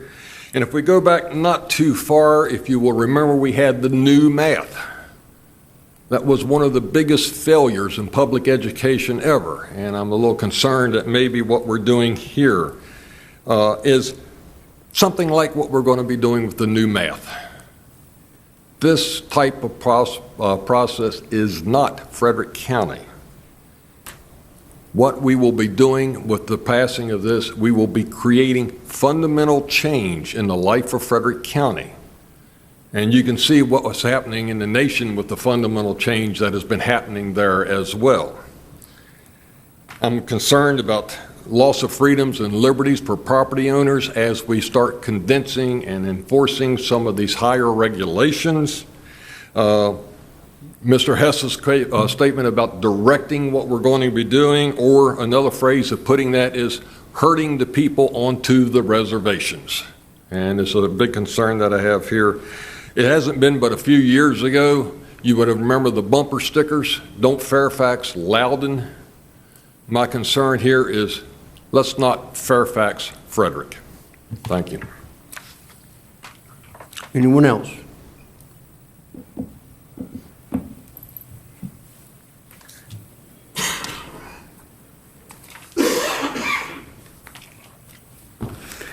My name is Dodie Stottlemyre, and I am from the Shawnee District. I stand before you tonight because I continue to believe that the UDAs remain a bad idea as a development practice for a free people. It is necessarily a fact that the more crowded living spaces are, the more others are deciding what you can and you cannot do with the property you supposedly own. We've heard that UDAs are great for young professionals and retired folks.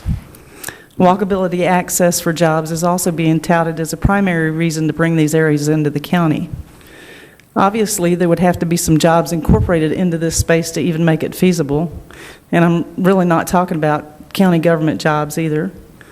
I'll note that a quote from the agenda packet about the growth experienced in Frederick County said that the main contributor to the population growth was the migration of people outside the Winchester metropolitan statistic area to Frederick County for a higher quality of life, including lower housing costs and a lower tax rate. I would say that probably a higher quality of life also includes more freedoms and more choices.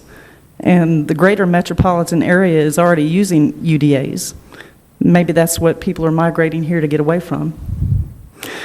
I'm willing to bet that the minute a young couple gets settled in a relationship with the thoughts of having either children or pets, the desire for a single family dwelling becomes a top priority. Retirees may benefit from such a living space, but whether they want to be in a small area with multi-generations could create some conflict. That could be a concern. In pondering all of this, I would certainly like to invite you all to come join us tomorrow, June 26, 7 p.m. at the Frederick County Public Safety Building. We have speaking with us Tom DeWeese, founder of the American Policy Center. Tom is nationally recognized as an expert on property rights and has concentrated his studies on how sustainable development, comprehensive and regional authorities, as well as non-governmental organizations and public-private partnerships have the ability to strip us of our property rights. that may be very helpful to understand why the public might not agree with comprehensive plans for development, including UDAs, TDRs, and more. Thanks so much, and we hope to see you there. Anyone else?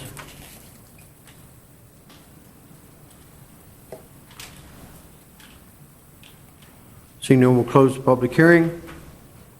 What is the pleasure of the board?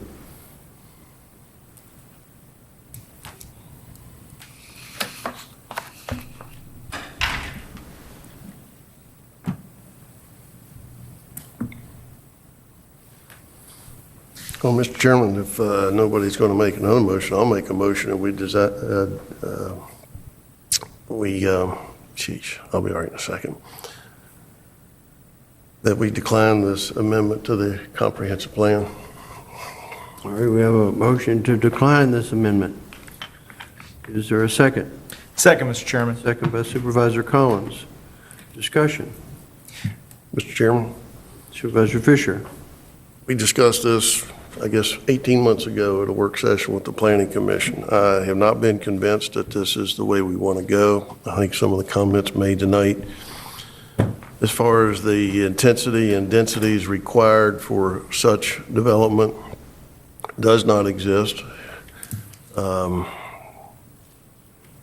visited the Research Triangle in North Carolina and looked at a couple of these. They don't function according to some of the planners there as they were intended, even under the most optimistic situations.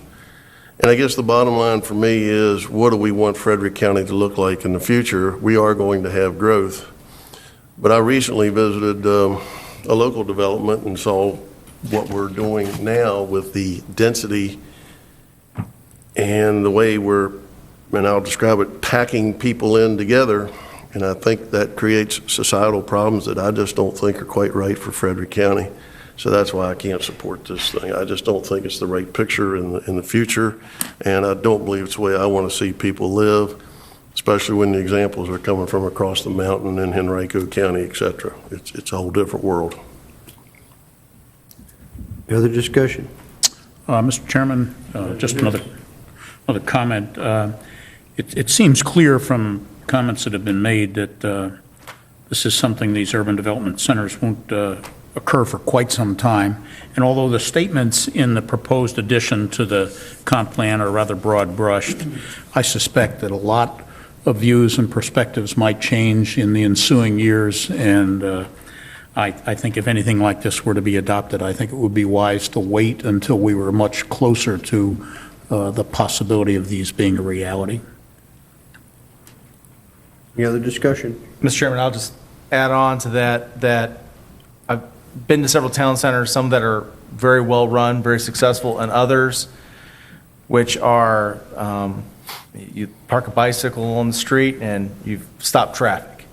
I think that we've started having this conversation. I think the town center process right now is the flavor of the month for developers. It's what a lot of communities are putting up, and I think a lot of communities are finding out that they aren't quite working the way they want to. And we do this, we start preparing for it, and we're looking at a decade, 15, 20 years from now, and the board that sits here 20 years from now is going to look back at us and go, well, why did we ever think that was going to be a good idea? So I'm not in favor of this at this particular point in time. If we have a developer that comes in that has a town center idea, I think we can readdress it at that point, but I don't think we need to amend our comprehensive plan for it. Any other discussion? Mr. Chairman, I'm kind of take a different bent on this. I understand what you're saying, but again, I look at it as another tool. We talk about property rights.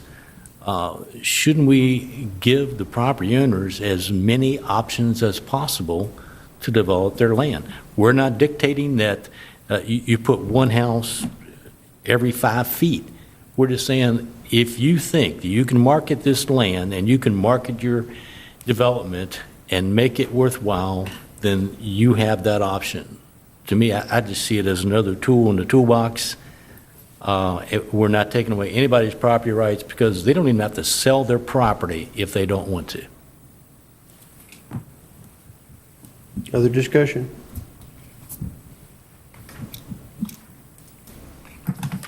None, I'll assume we're ready to vote.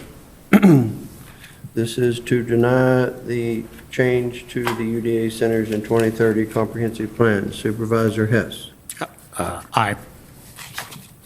Supervisor Collins. Aye. Supervisor Fisher. Aye. Supervisor DeHaven. Aye. Supervisor Lofton. No. Supervisor Wells. No. Chairman votes aye. The motion passes. The change is not accepted. Go ahead, sir, on the next item, which is conditional use permit 02-14. Thank you, Mr. Chairman, members of the board. I'm pretty much familiar with this conditional use for a kennel for dog boarding.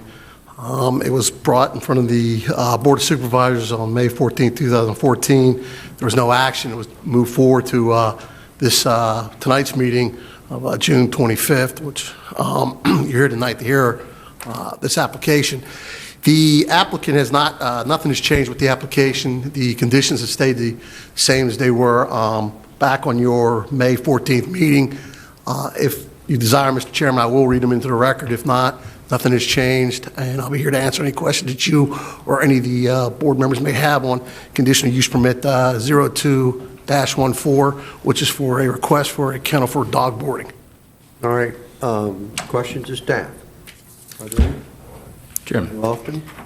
Mr. Chairman, I hear a lot about noise coming from the dogs, and granted, if a dog is outside, it's like I say, from the property 1,000 feet away from anyone, I can hear vehicles.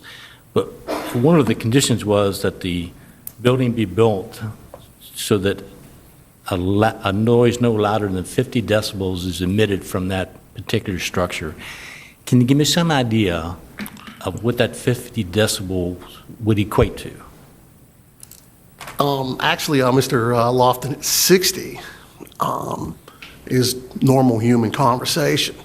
The 50 dBL for what the applicant's actually building in this building is going to be much less than almost, and I talk pretty loud from the way I'm speaking to you now.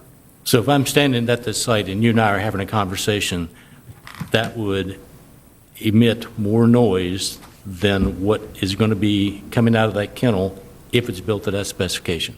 That is correct. Okay, thank you. Other questions of staff? Two things. First of all, I guess this isn't much for Gary or for Supervisor Lofton as anything. That noise is while the dogs are inside the kennel, but the dogs are going to be outside to be exercised at a certain point in time. A question for staff. It came to my attention that the applicant circulated a letter amongst the neighbors proposing 14 kennels in one building. How did we get to 28? It's actually, Mr. Hess, it's 28 dogs that are... Okay, so we're talking 2 dogs per kennel? I'm going to let the applicant answer that because, you know, how they're developing with what her setup is, but the maximum amount of dogs for this kennel is going to be 28, and that's it.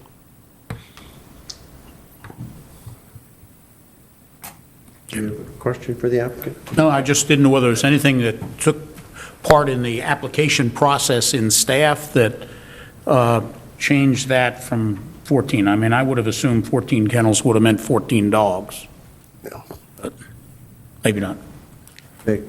Any other questions to staff?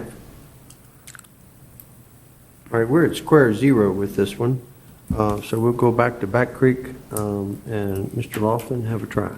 Mr. Chairman, I do have one question of Mr. Coleman, if he doesn't mind. Mr. Coleman, on the material that you presented to us under item 7, we talk about the devaluation of property, and you said empirical data may be useful to establish a percentage or amount of reduction in values. Did you happen to have enough time to find any of that? No, we didn't develop any empirical data. What we're relying on is in effect common sense that... You're just quoting anecdotal evidence as that empirical data? Is that what I'm hearing you say? Well, what I'm saying is that it's clear if you had 2 similar properties and they were for residential use and one was adjacent to a 28-dog kennel, that that would affect the buyer's willingness to purchase House A versus House B. That's a subjective opinion of whom? I think it's it's a objective opinion of the community. Well, objective opinion would mean that you would have the empirical data, which I have not seen yet. Well, and that's right, because in order to, what you're talking about is having an appraisal conducted, which would start with, as most appraisals do, comparable sales, and then you'd have to consider extraneous influences on the value of the property, such as an easement, power line easement, going through the backyard, a transmission line easement, or an adjacent dog kennel. And none of the neighbors have been able to commission an appraisal because that would be quite an extensive and expensive proposition. As I said in my last diatribe, I guess, at the last meeting, I spoke with 2 professional appraisal firms. I asked for this empirical data. They told me they would find none, and that's their business, conducting appraisals. And they were very emphatic about the fact that I would find none, and the Commissioner of Revenue has said to date that they have none. So I was interested in knowing if you had any or was able to find any empirical data. No, I haven't found any empirical data. I would point out that the Commissioner of Revenue hasn't made any search for that. The Commissioner of Revenue in Clark County did make the search for that and did find empirical data, and also reported at their hearing. I know that's apples and oranges, but their hearing a couple of months ago on a kennel in Clark County, they also had data that was generated statewide. And so I go back to my comment. The predecessor board in the I think it's the late in the 1990s found, as part of their minutes. Here we're getting close to a debate here, and we ought not to be going there. Apologize. So unless you gentlemen object, I think we should. That's fine. Okay, thank you. Thank you. Mr. Chairman, I make a motion to approve the conditional use permit number 02-14 for Jessica M. Neff for a kennel at 461 Laurel Grove Road. Okay, this is a motion to approve. Is there a second to that motion? Second, Mr. Chairman. Second by Supervisor Collins. Discussion. Mr. Chairman, I'd like to make a motion that the number of dogs be limited to 20. All right, we have an amendment proposed to reduce the number of dogs from what to what? 28 to 20. 28 to 20. Is there a second to that amendment? Okay, the amendment dies for lack of a second. Discussion.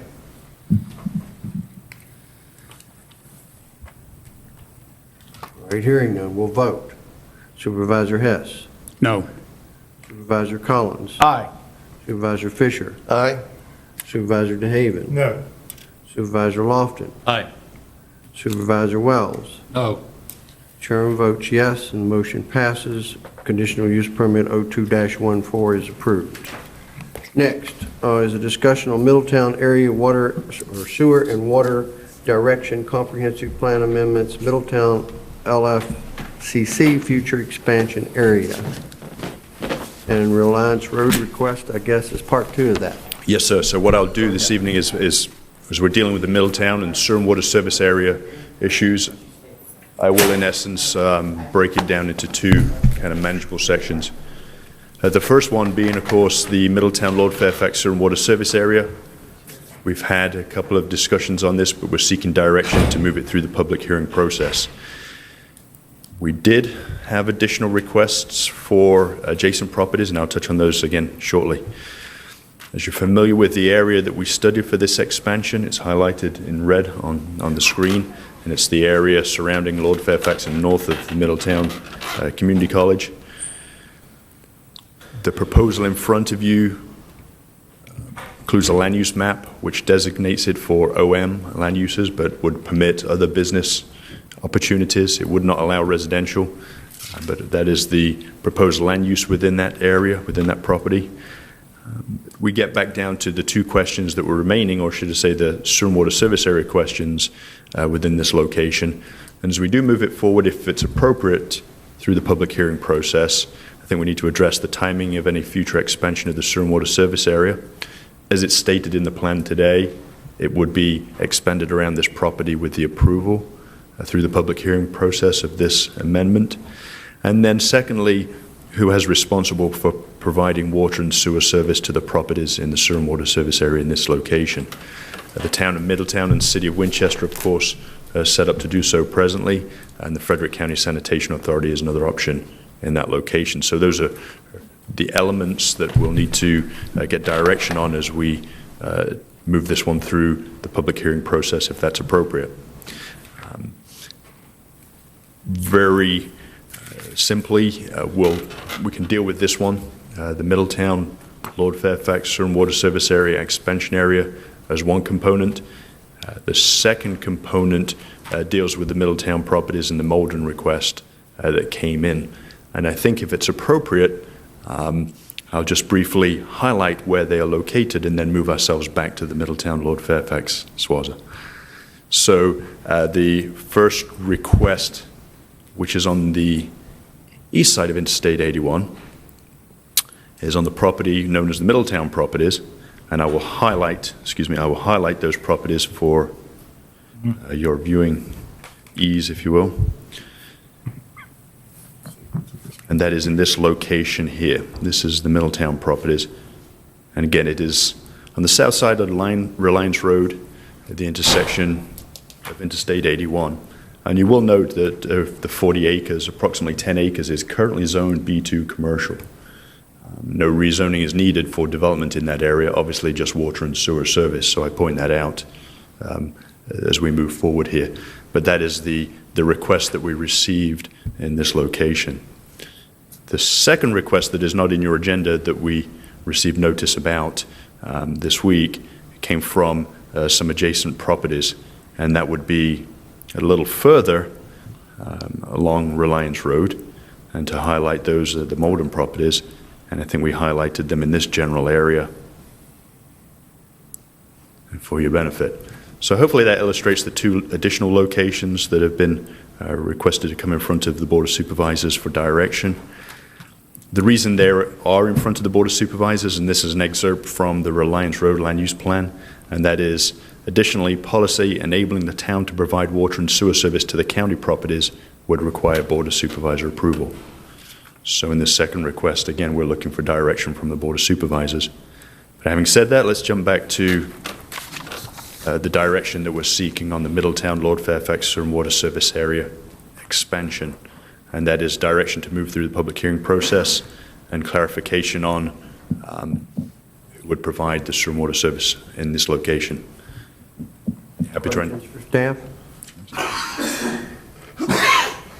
It's just, and I feel like I know the answer to this, but the Middletown sewer has the capacity? Yeah, as part of the package that was presented to you by the applicant, they gave some updated information to try and move this project forward, and it had information from the town. It has more capacity than it's using. Pardon? It has more capacity than it's using with with an unknown what you'd hook into it. What it can handle. Yeah, but if they have more capacity than you're using. Okay. That'd be the right way to say that, I think, correct? Yep. Questions? Thanks, sir. Thank you. Staff is looking for some direction. Mr. Chairman, I would like to move this on to public hearing, but with a caveat. I see up on the screen there that the SWASA would be served by, is that option, Town, Middletown, City, Winchester, and Sanitation Authorities? Is that what are you looking for direction there? I'm certainly looking for direction. For clarification, we know that the Sanitation Authority is the entity responsible for water and sewer within Frederick County. With the Middletown, Lord Fairfax Sewer and Water Service Area as it's proposed, it allows the town of Middletown and the city of Winchester to provide that service. I'm sorry, as proposed, it allows Middletown and city to serve that area with water and sewer. That's correct. 2 years ago, we received a request from the community college for service for their expansion of their student union and other facilities, and that was how it was set up. The expansion area, as it is drafted in your agenda this evening, maintains that same approach, with the city of Winchester providing the water and the town of Middletown the wastewater. While we know that the umbrella organization in the county is the sanitation authority, if it's the board's desire to see that actually occur in this area, then as we go through the public hearing process, we would need that clarity, that direction from the board. Mr. Chairman, I've been thinking about this, and at the present time, Frederick County doesn't have the sewer water facility going in that area. There's a good possibility. Go ahead. Correct. There is a good possibility that in the years to come that will transpire. It may be way down the road, but I'm thinking in those directions. So if we go with, and I would think that Frederick County, maybe I'm wrong, would want to have the rights, if you will, to the water and sewer connections there. So I'm thinking in order, maybe a win-win situation would be that the town of Middletown and Winchester have a limit, or we put some sort of a caveat that says, at the time that Frederick County approaches this area, that at that time Frederick County has the option to take over those facilities from Middletown, from Winchester, or that we put a 15 or 20-year program in place and say at the end of that time we review the situation. I'm just looking ahead and trying to keep Frederick County in some sort of control of the area there. The current problem is Frederick County is not a party to that agreement. It'll be, I think the problem with it is Frederick County will not be a party to that agreement. I see. It'll be between the sanitation authority, or the city of Middletown and the customer. You're right. Unless I see it wrong. I stand corrected. You're exactly right, Mr. Chairman. I have no objection to the expansion, the Lord Fairfax expansion, but it needs to be served by Frederick County Sanitation Authority. Period. I would agree with that assessment. Supervisor Wells has pointed out that there may be an option to have Middletown and Winchester serve that now, but I think we'd be really into some legal entanglements if down the road the Sanitation Authority wanted to come in and serve that whole area. I just don't see the agreements being written today that would necessitate that change with any ease. And so I agree with Supervisor DeHaven that if SWASA is expanded, somehow we direct the Sanitation Authority to find a way to serve that area and the potential areas across Route 81. Because I think without that, we're going to be thwarting development that would be beneficial to the county. Plus, we keep diminishing the development potential in the area to allow anybody to be interested in coming in and developing, because we keep chipping it out. Anyway, other comments before the chairman tries to get something out of you? I think, Mr. Chairman, if you go back a number of years, the committee that looked at the potential consolidation of water and sewer services in the area, it was pretty much common sense and logical that water and sewer should be combined into a single authority. Now, the politics of doing that, different ballgame, but I think to do anything here less than saying that it's served by Frederick County Sanitation Authority would drive a wedge in that process that would just be there and be another thorn that would have to be removed. So I think the comments of served by Sanitation Authority are appropriate. Anyone else? One more. We initially going to talk about the Lord Fairfax piece alone, and then come back and talk about Reliance Road. We can do them separately or together. Staff gave us the option here. It's your pleasure. Mr. Chairman, I have a question. I'm in favor of expanding the SWASA both to the Lower Fairfax area and to the east of 81. I think that's only prudent for us to accommodate future development. My concern is that if we direct the sanitation authority to find a way to provide water and sewer to those areas, if they do not, then that negates anything we've done here tonight. It would make a rezoning impractical. Yeah, so how can we almost ensure that they will take this bull by the horns and run with it to make this area usable and development ready? That's my concern. At this point, it would appear to be perseverance. On their part or theirs? I say we think it's a bigger picture than just the sanitation authority with what you're talking about, if you're going to use existing resources. Step out of the box. Yeah. Additional comment, Mr. Chairman, if I could? Yes, sir. I have no objection to looking at the Reliance Road area, but to wholesalely add that much more area when we've never even seen anything except a letter of request is getting a little far ahead of the cart, I think. Well, but, it seemed like, except for this water and sewer issue, when we looked at the land use planning for it, there seemed to be general agreement.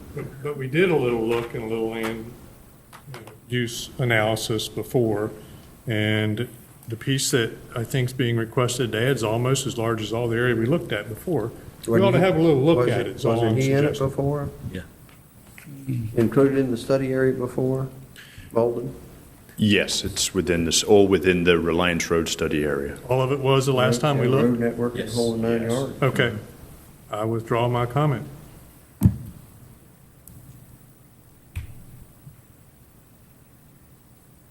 Okay. Motion to direct staff somewhere would be good.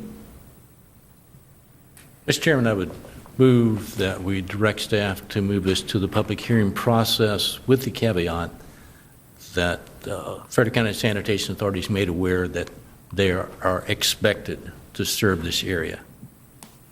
Would that be proper? Well, another way, I guess, is that we're not passing along any approval for anything else. I mean, I don't know which way is best to say it, but certainly I could only support it not giving any permission to anybody else. I guess I would prefer if served by the Frederick County Sanitation Authority as opposed to expected. Yeah. That's better language. Yes, no. Works. No, what did you just say? It would be, the SWAS would be expanded if, or the SWAT is expanded, but Foreknowledge. what exactly is your motion?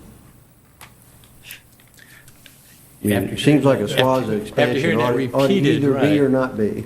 No, I say the SWASA, I would move to have this SWASA expansion moved to the public hearing process with the understanding that Frederick County Sanitation Authority will be the provider of water and sewer services in the expanded area. Sounds good to me. Is there a second? Second, Mr. Chairman.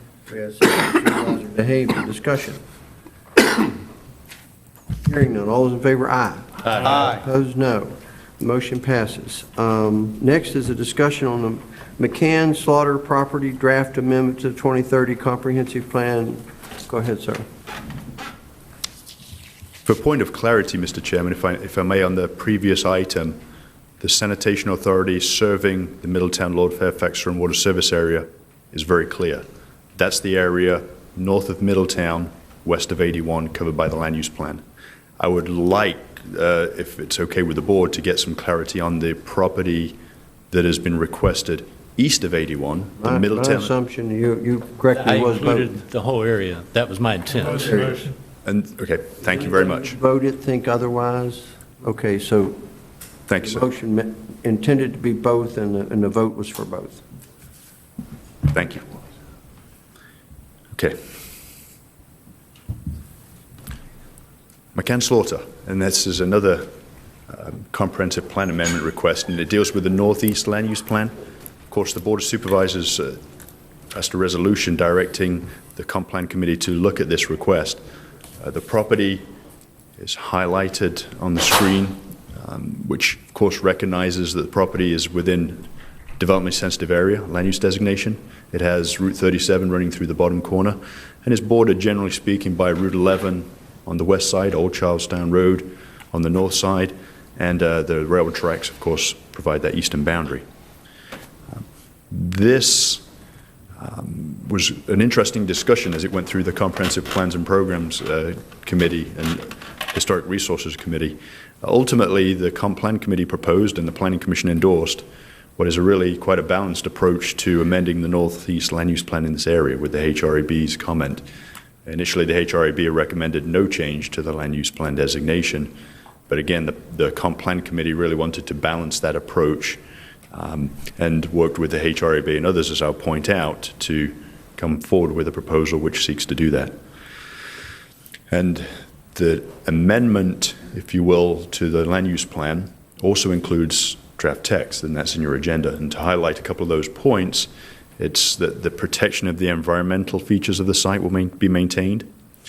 Preservation of those areas identified with DSAs is maintained, and the development is limited to those areas south of the development sensitive area and south of McCann's Road. That development would be of the OM designation, Office Manufacturing. That's the Targeted Counties Business Development Group, and that was consistent with what the applicant was looking for that property.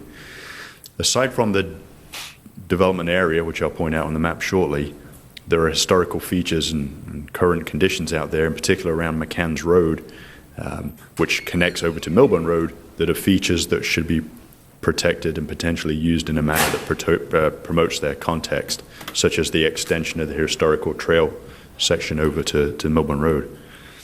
Again, the OM designation was what was proposed, and access was to be provided via a new north-south road, generally parallel to the west side of the existing railroad, with no access provided to McCann's Lane for vehicular access, in essence reverting that back to it, maintaining its current state for other purposes, but providing a road that would serve this property. Again, the map on the screen is the proposed land use change, which I think you can identify the areas. This is the property in this location, and the area where the OM would occur is generally in this, which is consistent with the boundary of the developmentally sensitive area, both from the environmental side of it, on the creek and the floodplain, and also on the historical side of it. Stevenson's Depot was in the northeastern quadrant of this property, connecting Old Charlestown Road and Route 11 back to the Milburn Road corridor. And there's an exhibit in your agenda from the county's battlefield network plan which shows that location. So having said that, to further achieve a balanced approach, because there were different entities involved, historical, environmental, and the development side of it, the Comp Plan Committee and Planning Commission sought to get members of the HRB and Comp Plan together to see if there's anything else that could be added to the text, and you'll see that in the agenda. Just a couple of the small points include supporting commercial land use within the project, interpretive wayside parking within the road, perhaps in conjunction with the development, a buffer zone between the DSA and OM land uses, which could be within using the BMPs and site design elements within that floodplain area, historical signage, and some others that are mentioned in there. This highlights the area that was identified on the county's battlefield network plan, again north of the creek of the primary area of the Stevenson's Depot movement. And of course that plan from back in the day talked about working with the landowners to preserve those elements, but allowing different development proposals to happen while all of that is balanced. I mentioned the Comp Plan Committee members meeting with HRAB members, and of course the property owners had their desire with the property and participated too. Discussions with VDOT occurred between the applicant and VDOT as far as site access goes, and VDOT had some different ideas at that time, and we're still in discussion with them. Mr. Bishop and I met with VDOT last Friday regarding road access from the north and south, and it seems though there may be flexibility and alternatives available beyond what is shown on the map here to your left, and that is with the north-south connector. The proposal was to modify that road from its location on Old Charlestown Road and actually run it in a slightly different location, which would provide a border between the OM designation and the developmentally sensitive areas, somewhat in this location, if I may. Again, something in that general area, again, providing access to the south too. So that's where we're at with this proposed amendment to the Northeast Land Use Plan. A fair amount of discussions occurred to get to this point, and at this moment we're looking for direction from the board if you feel that it's appropriate to move this through the public hearing process. The narrative on the bottom of the page said members of the commission stated that property had a considerable amount of discussion between all the stakeholders, including the CPCC, HRAB, and environmental representatives. The one I was looking for was the homeowner or the property owner there, and I was able to ask the property owner were they included. They said yes. Okay. What now is? Are you? It doesn't tell me. Are you asking the board if it's ready for public hearing? Is it an amendment to the comp plan or what? Yes, we're public hearing. It's an amendment to the comprehensive plan, and it's an amendment to the Northeast Land Use Plan, which is an area plan in Appendix 1 of the comprehensive plan, and that's what we're looking for. All right, questions from the board? So what I'm looking at is going to go to public hearing. Yes, sir. Okay.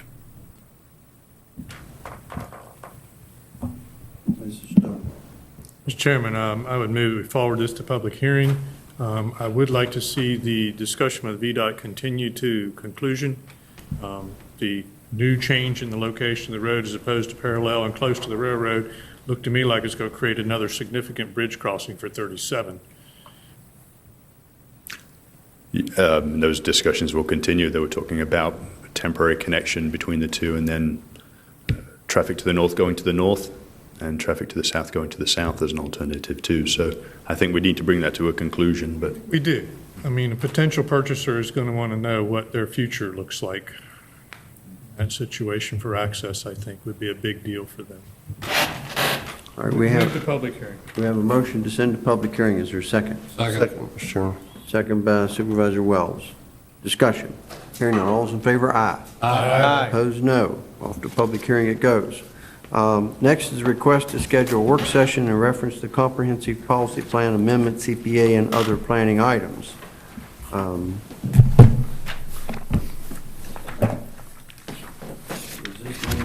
Set a date, or do you want to have a session? What is the? It's 4. We'd like a date. We give you some options. Of these dates. Okay. I'll have to admit, they all didn't work for me. Send us some more dates. You know, I don't have to be there. We certainly, we looked at a calendar and make sure we didn't have any conflicts with general county meetings, but we don't know what your individual. The trouble is, it didn't conflict with any meetings, but it's the time we were scheduled not to have meetings, and that's a problem. That's when we schedule stuff. So it would have been better if it was close to a meeting, because then people thought they'd be here. But that was just me. I don't know what anybody else. Why don't we try and work with you in August when you are anticipating having a board meeting and we'll be in town, and try and work around those dates? It says last couple days of the month that we never have county meetings, that we try to plan things. Okay. Well, we'll stay away from those. What we'll do is, Mr. Riley says, I'll coordinate through his office and touch base with you all individually and find some time at the beginning of August. Okay. Thank you. All right. Are there any board liaison reports? Mr. Chairman, the EDA is ready for a work session with the board to include discussion of signs. They have come to an agreement on messaging and type of signs. And on your July agenda, we would more than likely be requesting a work session to update the board as far as their progress and transition from EDC to EDA and your opinion on the signs. So that'll be coming up on your July agenda to request a work session. Okay, the heads up to you, the board's probably going to be wanting an executive session at that meeting on personnel matters as well. Probably can do both. Okay, at that time? Uh-huh. And just to remind the board of the EDA function on Friday, hopefully most of you can attend, and those of you that can't, 9 o'clock here in this room, we'll start. 9 a.m., In this room to start? Yes, sir. We'll catch the bus from here. Any other liaison reports? All right, then citizen comments. Is there anyone who would like to address the board here on any topic? If so, please come forward and give your comments and your name, magisterial district. Limit them to 3 minutes, please. Anyone? All right, seeing no one. Board of Supervisors comments. Mr. Chairman, a question of Mr. Riley, dress code for Friday. Business casual, please. Thank you. It's casual. So shorts and a golf shirt? Business casual means no coat. That way you can multitask, Mr. Collins. Yes, sir. Mr. Chairman, I will bring up one thing. I'm a representative on the Henry Library Board, and they're doing some exciting things there. Mr. Ruddy is making a lot of changes and improvements, I think, and I know that Kerry Clater is the chairman of that, and I've been to all the meetings. They're entertaining the idea, and I think you'll probably get something in the mail where you're going to have an invitation to come to an open house at the library and see some of the new things that are taking place, and both there and at Bowman, that kind of thing. I'm not sure which one they're going to hold it at, but I would certainly like for as many board members as possible, when you get that invitation, to come and take a look. I know they would appreciate it. They're working very hard to do a good job there, and I think made a lot of significant plus changes for all the libraries in the area. So, Any other comments? Mr. Chairman, Mr. Rowley. I'm announcing my retirement as Frederick County Administrator effective January 1, 2015. I'll have more to say at a future date. Thank you.